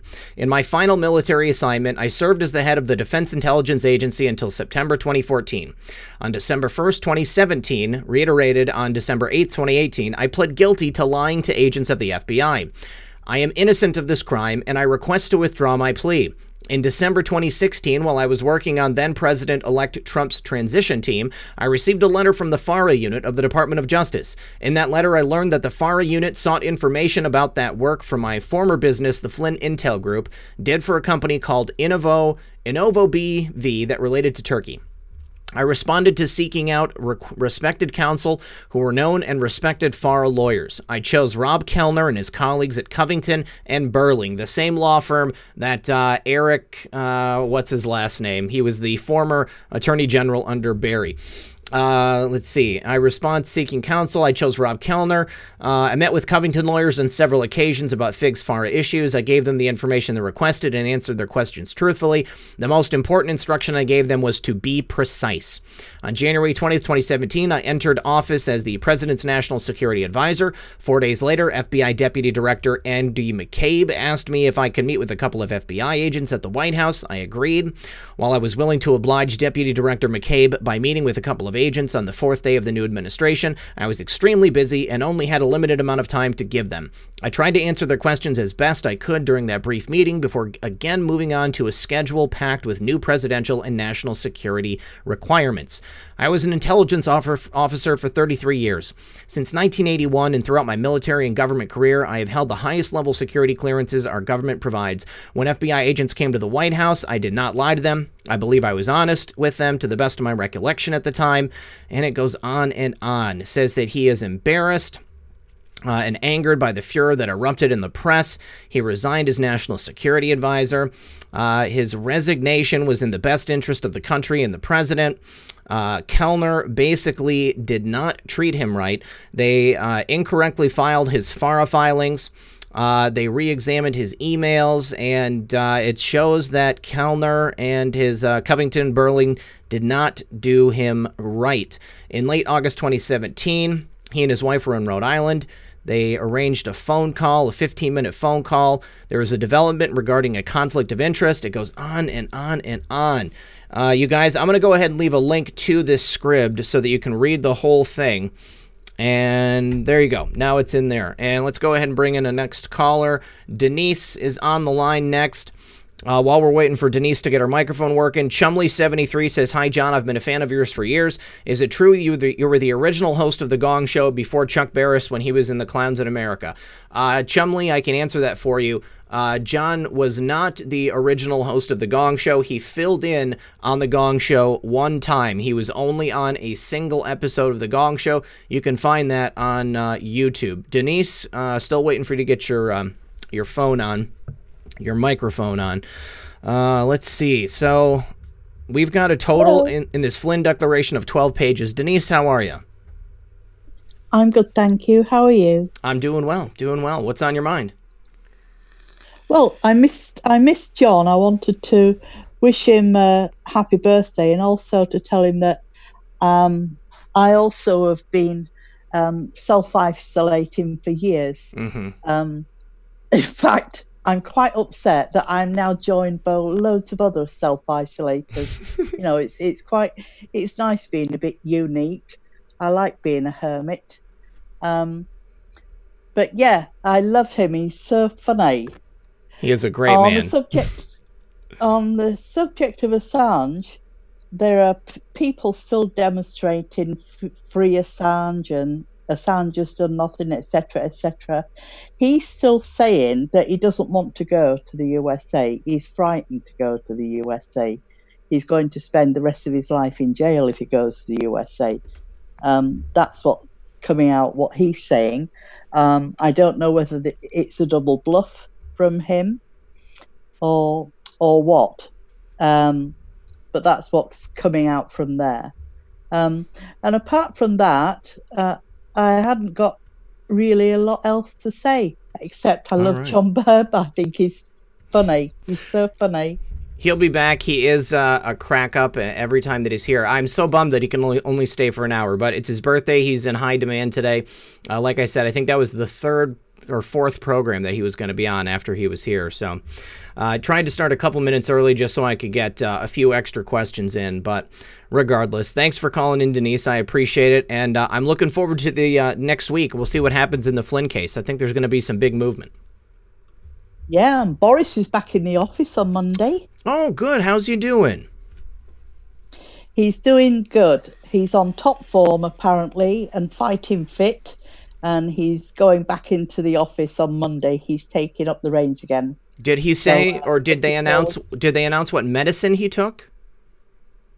No, but I think that somebody might ask him. Okay. They'd be silly if they didn't ask him, unless they're scared to ask him. But he hasn't, nothing official has been said yet. All right. Well, I am definitely looking forward to seeing if they talk about that, because do you know if people have talked about using that HCQ over there in Britain? Is that, I mean, I know that in many places in the world they pass that out like Tic Tacs, like chewing gum, because it's so helpful in, you know, like in India, I know that there's a lot of like parasites and different things you can get from the water, so they just hand that out to people. So I didn't know if you were familiar with it being used frequently for anything else in the UK. Well, I do know that it is being trialled in a few hospitals here. They're trialling it. They said at first that they didn't have that hydroxyquinine stuff, which doesn't make any sense to me, because they hand it out to the army when they go to Sierra Leone, etc., etc. Anywhere there's mosquitoes, they give them quinine. So it didn't make any sense to me when they said they haven't got it here in the UK. But it is being trialled in a couple of hospitals now. All right, good stuff. Well, hopefully it's successful over there. I hope that, I mean, I'm certain that if it's used, it's going to be successful. I'm hoping that they will be honest about its success. Some of the negative stuff I've seen here in the United States, they were talking about heart failure, but they were referring to a group of people who had been taking like like 4 times the recommended dosage, like every day for 9 years before it ended up causing some type of heart failure. So you know how they spin things. Yes, I do know how they spin things. I used to take it. You know, I'm a forces baby. My father was in the forces, and I spent most of my growing up years, from 3 years old to 13, in Singapore. So we used to regularly dose up with quinine and salt tablets. Just in case? Just in case, yeah. just to keep the mosquitoes from giving us malaria. Right. But yeah, the trials are going on. They started injecting people on Thursdays with a vaccine, a trial run, which I don't like. That's far too fast. Yeah. They can't even cure ordinary flu. So how they say this is a miraculous vaccine, I don't know. No, there's a lot of funny stuff going on with that. I mean, like, it takes everything else, like here's the thing. Either it doesn't really take many years for things to be discovered that they can, you know, safely give the public, and they're just trying to siphon off all that research money, or this is, you know, sugar water, you know, and they're just going to give it to people, you know, maybe it's got hydroxychloroquine in it or something like that. Yeah, I agree with you. But all right. There you go. Well, thanks for your call, Denise. I appreciate it. Thank you for having me again. As always. We'll talk to you soon. All right. Have a good night. And let's see. What do we got next? Our Cloaked Unseen World says, I put YouTube discussion page, have no iTunes, YouTube changed. Yes, I think I understood what you meant, buddy. All right. Trisha Q. Patriot, Texas. Trisha Q. I think that Trisha sent me an email and said that there was a tornado. Trisha, was that you who emailed me about a tornado, or was that about a different disaster that you had talked about? Let me get off the your other. Yes. Let me figure out which one I'm on. Okay, let me turn this off. That was me who emailed you, and I'm going to try to. Can you hear me? I can hear you just fine. Okay, because you're minimized, so I wasn't sure. I'm going to try to do this without crying. Okay. I've had the most stressful 2 days. We've had tornadoes before. One struck our property back in the 60s, but I wasn't up there. This time I was there. And I know people in your group, people in our doc have already heard this, but they haven't heard what I saw when I was finally able to get out of my property. There are aerial views on Alaska that show houses completely wiped off their foundations. All you can see is concrete foundations. And when this storm was coming through, it happened so fast. And my daughter-in-law always watches the weather and always calls me because I live alone. Anytime there's any bad weather coming our way. And they told me to get in my car and start driving south, but I've had a heart attack. So there's a lot of stuff I have to have before I can just jump in the car and go anywhere. So I stayed there, and I got on Duo with them so they could watch what was happening as it was happening. And the wind, of course, was picking up. Stuff was blowing towards me, and then I heard the freight train. And I looked down and I noticed I'd lost connection with them. So I ran into the bathroom, and the point of this is that I screamed out to God to have it go over all of us, to just go over us.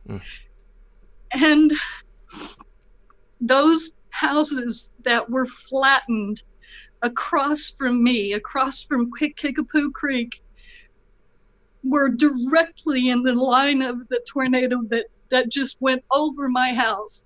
It ripped off my porch roof. It ripped off my wheelchair ramp roof. It took my carport up and it just went straight up. Didn't even scratch my car. It hit the roof a few times, knocked some things off the roof, and went into the backyard. But I did not know about those houses that had been flattened. And when I got across the bridge and saw them, I just broke down. I just want to thank everybody who has come from cities all over and volunteered. I mean, I was stuck on my property because the road was completely covered with pine trees and oaks and you name it, it was solid. And some of these trees had circumferences of probably 3 feet.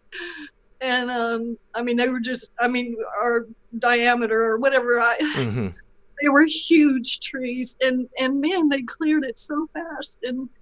And I'm in a hotel right now because it's going to be a while before our power gets on. But I just wanted to say, we really, really need to pray for our nation, because that tornado went 120 miles, just creating devastation everywhere it went. Wow. And we have so much evil in this world that if we don't start praying, each of us, for our nation, who knows what other devastation. I mean, Tennessee's been hit, Mississippi, I mean, everywhere that's had these, and I don't mean to drag it on and on, but I really believe, Red Pill, that we need to pray harder.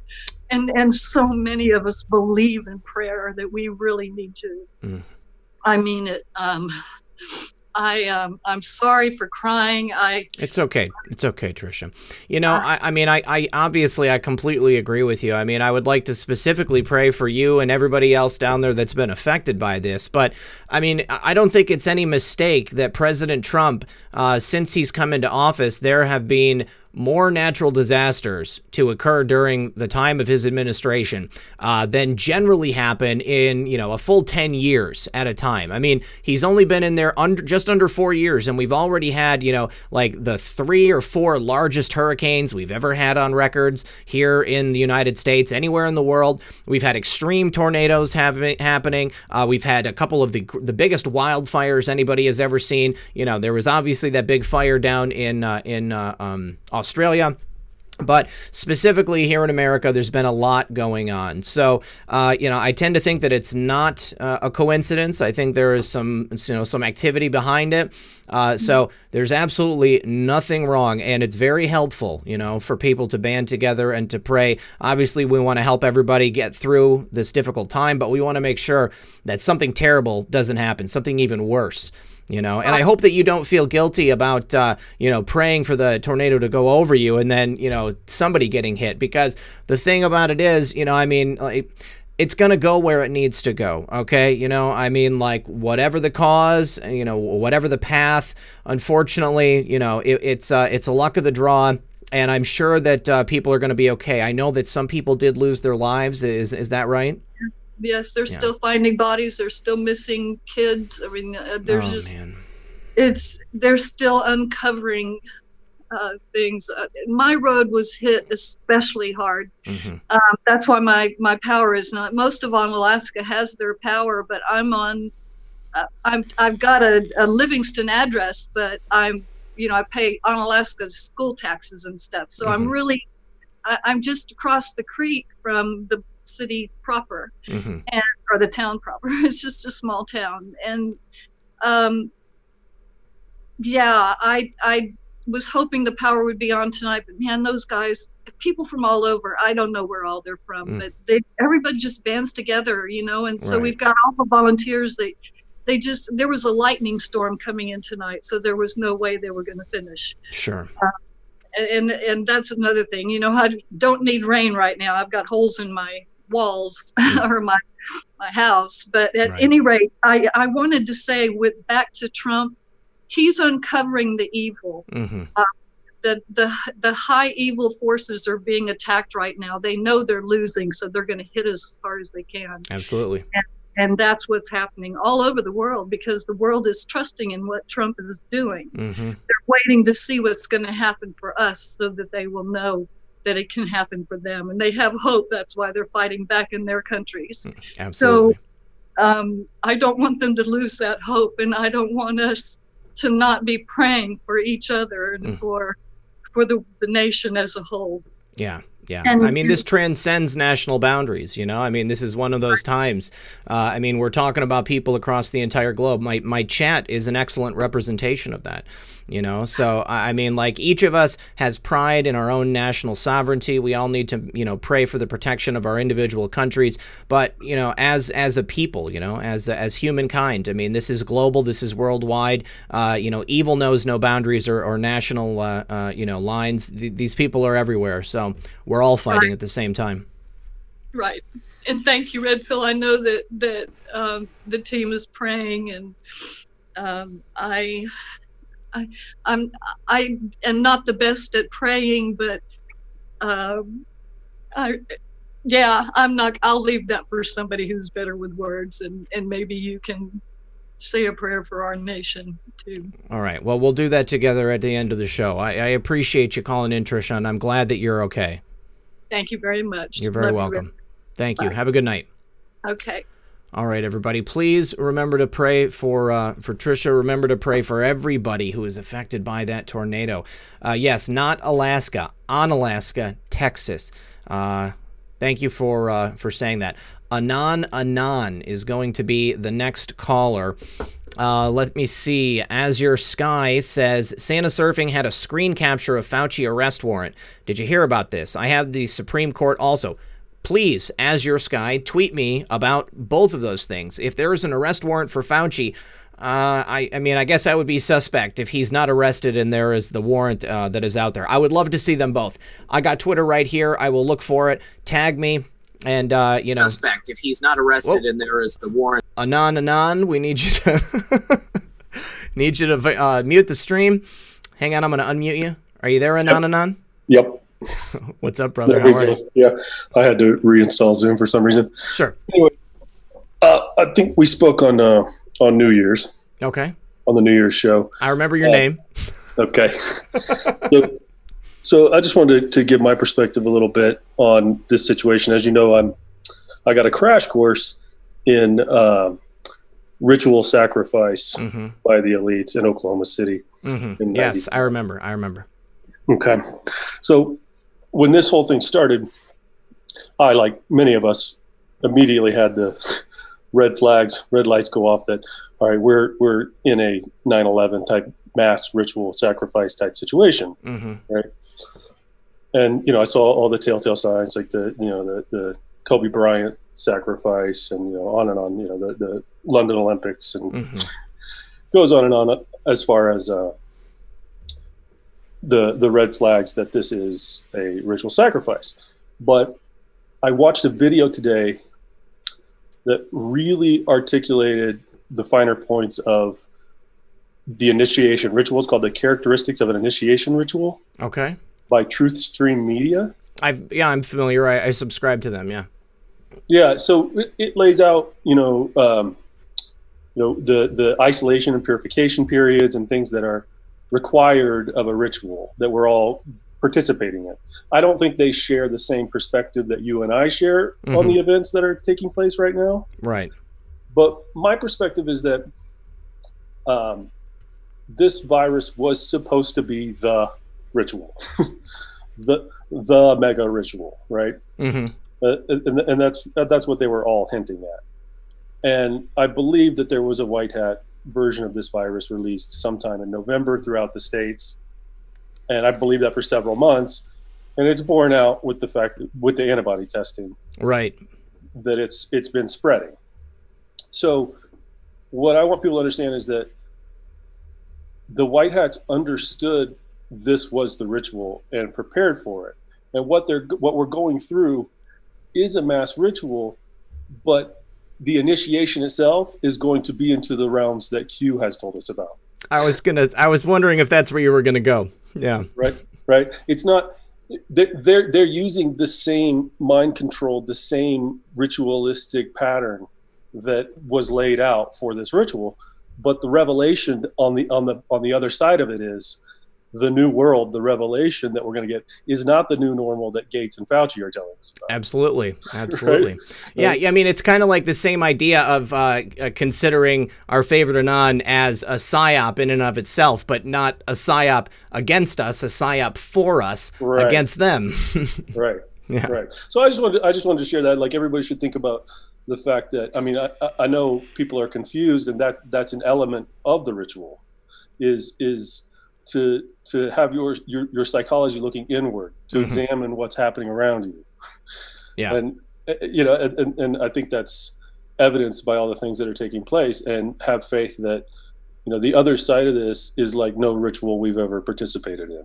Yeah, I absolutely agree. I mean, our attention is certainly focused in one direction, and I think that the vast majority of people out there have successfully had their eyes opened. I mean, they take a look. They say, I know no one who has been directly affected by this, other than the fact that, my business shut down, or we had to close the country down. There's nobody in the hospitals. Nobody around me is getting the sniffles. Or if they did, then, they already got sick a couple months ago, and nobody's getting sick now. Mortality is down for absolutely everything. There's no car accidents. There's no people stressed because they're at work. Nobody's having heart attacks. Nobody's setting fire to buildings. Everybody's inside their homes. By and large, more people are living than would be otherwise, because they're all locked up in their houses. And the people who they are considering as having passed away from this CV-19, they're not testing them. They're just picking people who got sick and then happened to pass away during the midst of this pandemic. And, people like Liz Warren's brother, he had pneumonia. He was put in the hospital back in January. So now he passes away here in April, and they're going to count it as if he was a victim of CV-19. And he was 86 years old. Exactly. He's 86. Everybody can see it. Everybody sees what the narrative is that they're trying to portray, and nobody's buying it. Well, and also, a lot of us are struggling right now, myself included, financially. And, I'll be happy to pay this price if it means that we're going to excise the corruption from this economy and the society. I don't think people understand what that means. Yeah, yeah. I mean, just Trump, teasing you, giving you little glimpses of future tech, or of, natural healing remedies. Yeah. I mean, this stuff has been suppressed for years and years and years. And that's what's going to take place. Is it's going to be the removal of all this corruption in our society, and the economic benefit to everyday people like you and me is going to be profound. Right. Yeah. No, I mean, it's a slight jolt to the system for, long-lasting effects going from now into the future. I certainly hope that that's exactly what it is. That's my 2 cents, is that this is going to be, a ritual for the good. All right. Awesome. Well, Anon, thanks for calling, buddy. I appreciate that perspective, and I think you may be right. All right. Take it easy. All right, brother. We'll talk to you soon. All right. Thank you for the call. Appreciate y'all calling in tonight. Chris Hawkins says, amen, all day, every day, now more than ever. And Lionheart says, beware these deadly viruses. ABC-19, CBS-19, NBC-19, CNN-19, and MSNBC-19. MSDNC-19, too, I've heard, is a pretty deadly one. All right, Brian is coming up next. Got about 25 minutes left in the program. And let's see. Yes, Steve Dickman, you're right. This is real, but the numbers are blown way out of proportion. And the information provided regarding it is also blown way out of proportion. Brian, we're just waiting for your microphone to get turned on. Don't forget to pause your stream in the background so that we don't get the dual voice. Still got no audio, buddy. Still got no audio. We need your microphone on. Can't hear you, Brian. Can't hear you. Let's see. Oh, I need to say, Grunt Gilman, brother, I'm so sorry to hear about your dad, man. Let's see. Tested positive 2 days before death. Death certificate says CV-19. Real talk. These people are sick. Yes, Grunt, I'm not saying that CV-19 is not real. I'm saying that they are blowing it out of proportion. It is definitely affecting people who are sick, people who are older, people who have certain types of diseases. It's real. It's real. We just recently found out, my daughter, she was exposed to it. She brought it home. I got sick. Remember, I told everybody that I had this incredible sore throat, and then I ended up in the hospital like a month later. Perhaps it was more than what they told me. But even still, here I am. I'm alive. I'm okay. Yes, Jojo, I heard there was a CV-19 back several years ago. Brian, we've still got no microphone. Brian, while you're trying to get that microphone to work, I'm just going to bring another caller on, and we will see if, while you're trying to get your microphone on, if we can get them to work on theirs. Beardley is coming up next. We're going to see if Beardley has his microphone working. Still no mic, Brian. Still no mic. Still no mic. Let's see. No, he died of heart failure. Okay, yes, he died of heart failure. Okay. Yes. Okay, so he died of heart failure, but they say it was CV19. Good Lord. Okay, Beardley, are you there? Test 1 2. Test 1 2. Can you hear me? Yep, I've got your audio, Beardley. Miss Tori says, "What if those so-called flu shots that were given to the elite at the Golden Globes a while back were really a vaccine to prevent them from this? Like they do things in our faces, right? That's actually something that totally could have been the case." Beardley, what's your question or comment, buddy? Okay, so you guys are talking about CV19. We're talking about anything, but if you want to talk about CV19, well, I think I have some relevant information today. Okay, what's that? So this week I had 2 doctor's appointments, by video. Did that whole thing, which was kind of weird. In case any of you guys have to do that, it felt so weird. But one of the doctors is an internist. She's also a professor of medicine, or she was at least. I'm not sure if she still is. Professor of medicine at U of M, or she might be at, or excuse me, MSU. Anyway, okay. The other one is an anesthesiologist. So that is to say, the anesthesiologist would know a lot about ventilators because if you're having surgery, that's who does that. Yep. And the internist, she does all sorts of things with respiratory illnesses and stuff. I talked to both of them, and I've known them both for many years. They've both been my doctor or my family's doctor, whichever. And okay, the internist told me that through the clinic that she works for, they've had one whole case come in, and she said it may well have been a seasonal flu. The other one said he didn't know of anybody who had gotten it, let alone died from it. He did say he knew a nurse at the hospital he works at. It's a small hospital. So anyway, he said that she and maybe a few others there went to New York to work because, they have supposedly they have such a shortage of health staff. Sure.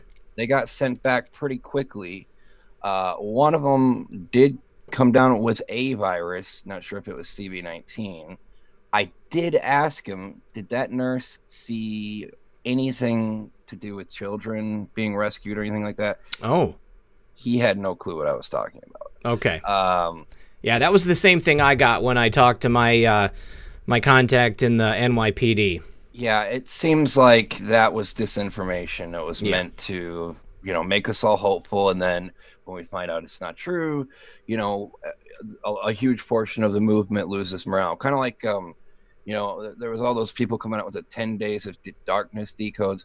Yeah. Well, I've been following you I've been following your channel for like 2 years now. I mean, I don't know if it was when you started, but it had to be pretty close to when you were started. It was before you showed your face, that's for sure. Yeah. I wasn't expecting you to look like that.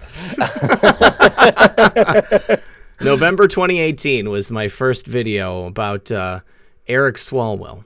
Yeah, well, that's pretty close to when I started following it. Was because I started following it because of the Yellow Vest movements, and something just popped up in my feed, and I just realized, oh my God, this is all true. This is all true. Why else would this guy come on the internet and say these things, and they don't shut him down or murder him or whatever?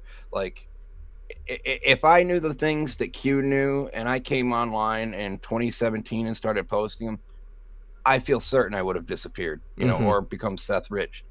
But anyway, so yeah, the CV19 thing, it really does seem to be like about, probably 80 to 90% hoax. Yeah, there is a virus, but you've had Dr. Shiva on, and so and hopefully your audience knows as well, that basically the idea of viruses as we are taught about them in school and from the media is basically a psyop. It's really more about how your immune system reacts to a particular pathogen rather than the pathogen itself.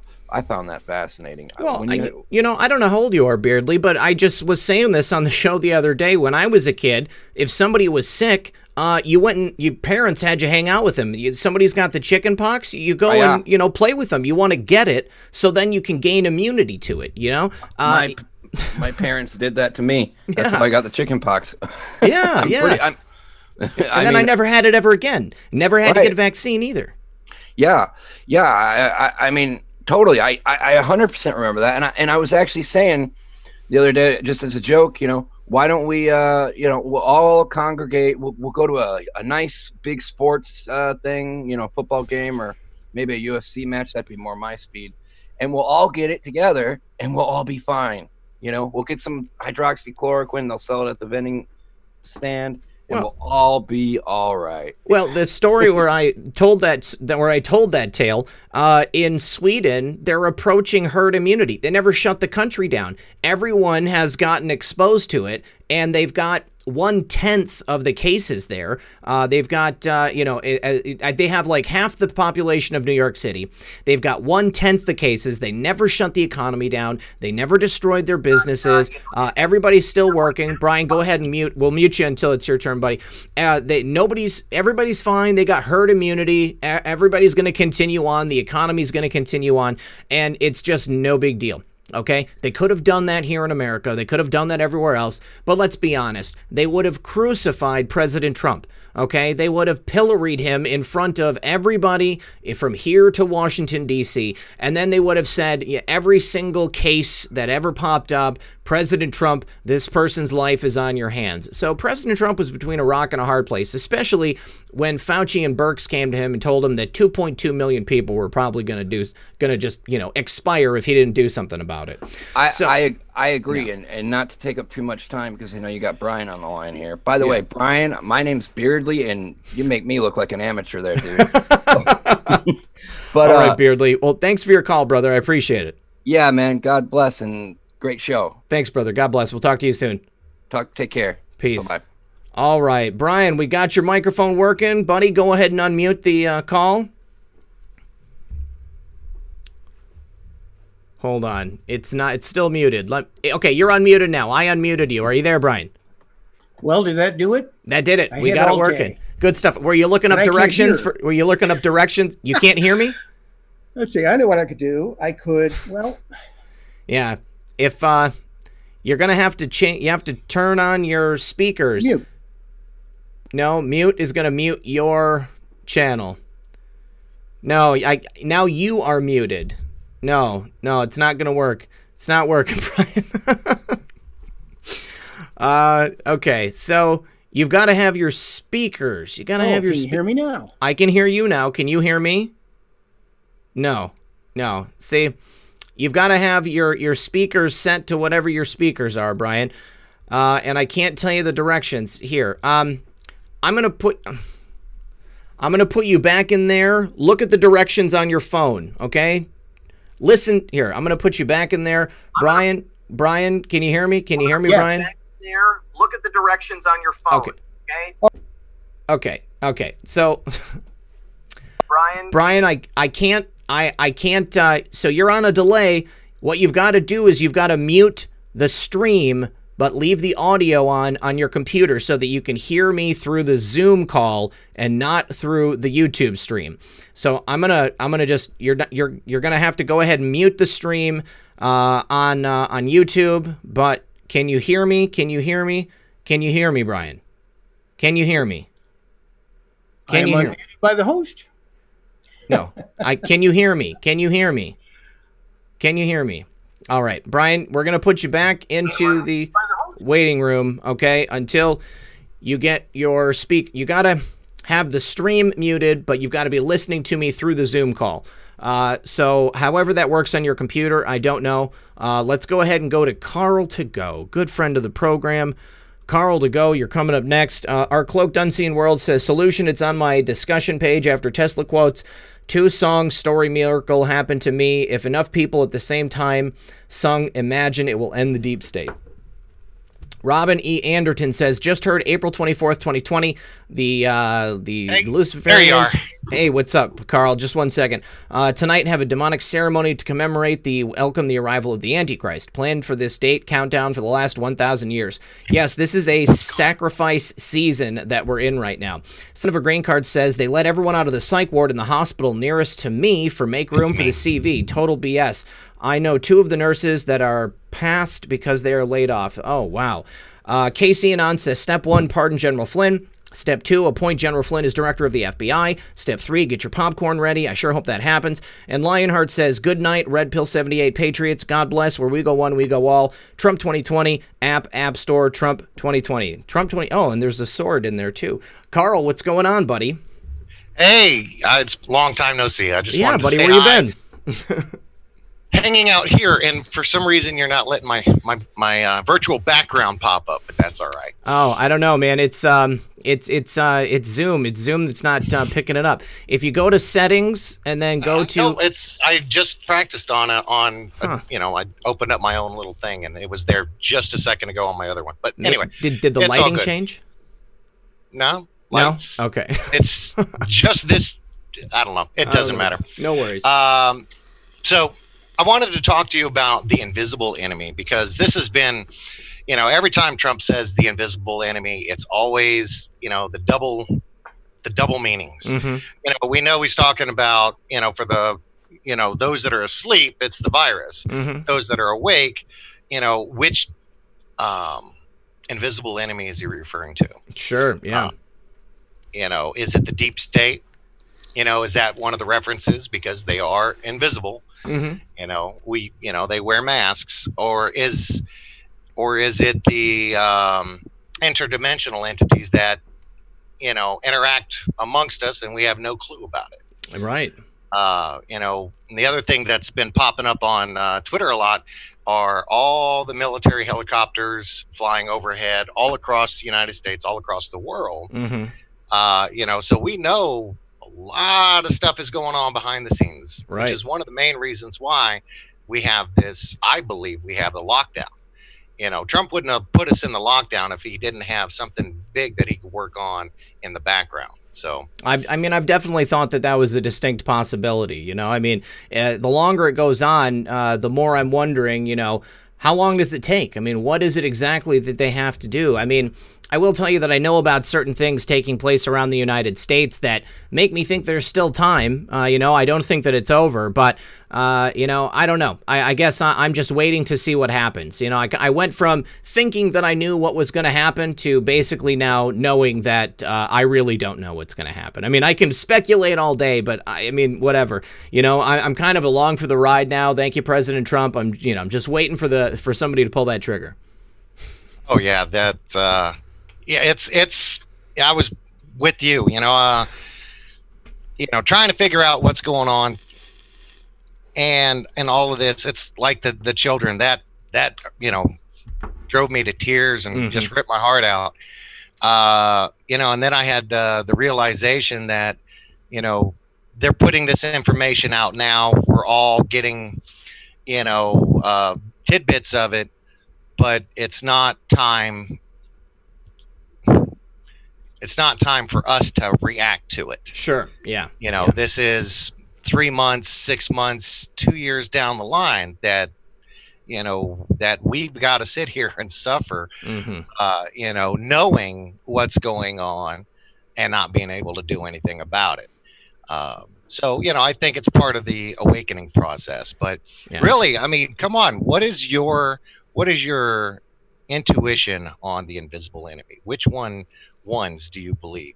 I mean, I think, I mean, it could very easily be multiple things, you know? I mean, we're told on many occasions, think double meanings.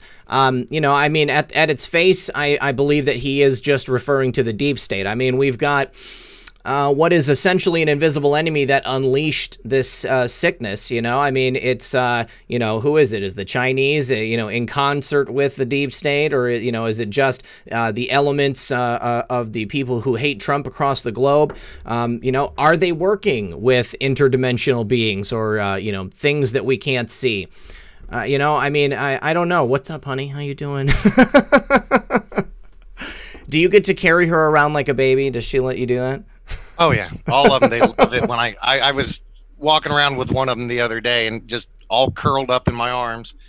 And it's funny. It's like this one right here is Major. Okay. He's dense, very dense bodied bone, very heavy. And then Silver or Samson, he's a lot longer bodied. And you know, him, I've got to use 2 hands to hold him, keep him up. Samson, I just pick him up with 1 arm. And then there's Chevy. Chevy is the smallest one, and he literally upside down on my arms, petting him like a baby. And of course, he's going to be 100 pounds here in a little bit. Wow. But, you know, these guys are just great. And nobody, you know, the audience hasn't seen them in a while. So yeah, I bet you they got to be bigger. Hi and do it. So good stuff. But yeah, so Invisible Enemy, everybody, that's what we need to focus on, because you know, personally, you know, the reality of demons is coming out more and more. You know, all this Luciferian stuff that we see, that we're bombarded with, the Great Awakening. You know, another thing, you know, everybody, you know, used to thought something was supposed to happen, but the Great Awakening is the ability to see them for who they are. Oh yeah, I mean, it's you know, the opening of our minds and the ability to discern what's actually true. Let me tell a story. This is a perfect opportunity to tell a story. Okay, I got this letter today from someone named Jan. Okay, I'm not going to say your last name, Jan, but she said that she came back to God as a result of watching my show, found Jesus as a result of watching my show. And I, you know, did not consider, you know, the possibility that my show could be an opportunity for a ministry, you know, and I don't want to, you know, claim that I'm doing anything, but I mean, if I can bring people closer to God just through showing them, you know, the power of God in action in my own life, you know, then that's an excellent thing. And I think overall, I want people to be able to learn and to think for themselves and to look at things and see those double meanings, you know, I mean, realize that when, you know, Nancy Pelosi says one thing and maybe she means something else. She's talking to a certain group of people, but she's actually sending a message to another. The same thing is true with President Trump. The same thing is true with everything, whether it's, you know, film or television, you know, advertising. It doesn't matter what it is. You're going to look at one thing and receive a message, but then there is always going to be a deeper meaning. And the truth of the matter is, the incredible part is that so many people have awoken and have begun to be able to do that. They're able to look at the world and see what is on that layer underneath. And that's the most important part of this movement as the Great Awakening. People have woken up, and people are not going to go back to sleep. Absolutely, yeah. It's crazy. Like you said, you know, I was talking to somebody online. And, you know, I thought he was just talking out his butt, you know, obviously he doesn't research anything, you know, but, you know, I always ask simple questions. Why are we having this discussion? Is it A, for you to learn something, for you to teach me something, or B, just for you to act like an ass? Sure. You know, and of course, rarely those get answered. So, you know, it's the bottom one. But I keep wanting to go back and go and continue the conversation. Maybe I can enlighten him. Maybe I can say one thing. And then I realize that it doesn't matter what I say. At this point, if you're not awake, even if the message is staring you at your face, you can't see it. Yeah, exactly. Unless you're awake. When you're awake, it's just like a filter has been removed from your eyes. And every time you see something on Family Guy or MSN or Nancy Pelosi or Blinking Lady, you know, with all her Morse codes, I mean, good God, they taught us that stuff, you know, in the 80s. Sure. You know, all the spy thing, you know, blink, you know, whatever. I can't do it. I'm not trained for that. But anyway, you know, it's out there. And, you know, those who can see her are like, what the heck is this lady doing? Right. Those who can't see her, she must have allergies, because that's the difference.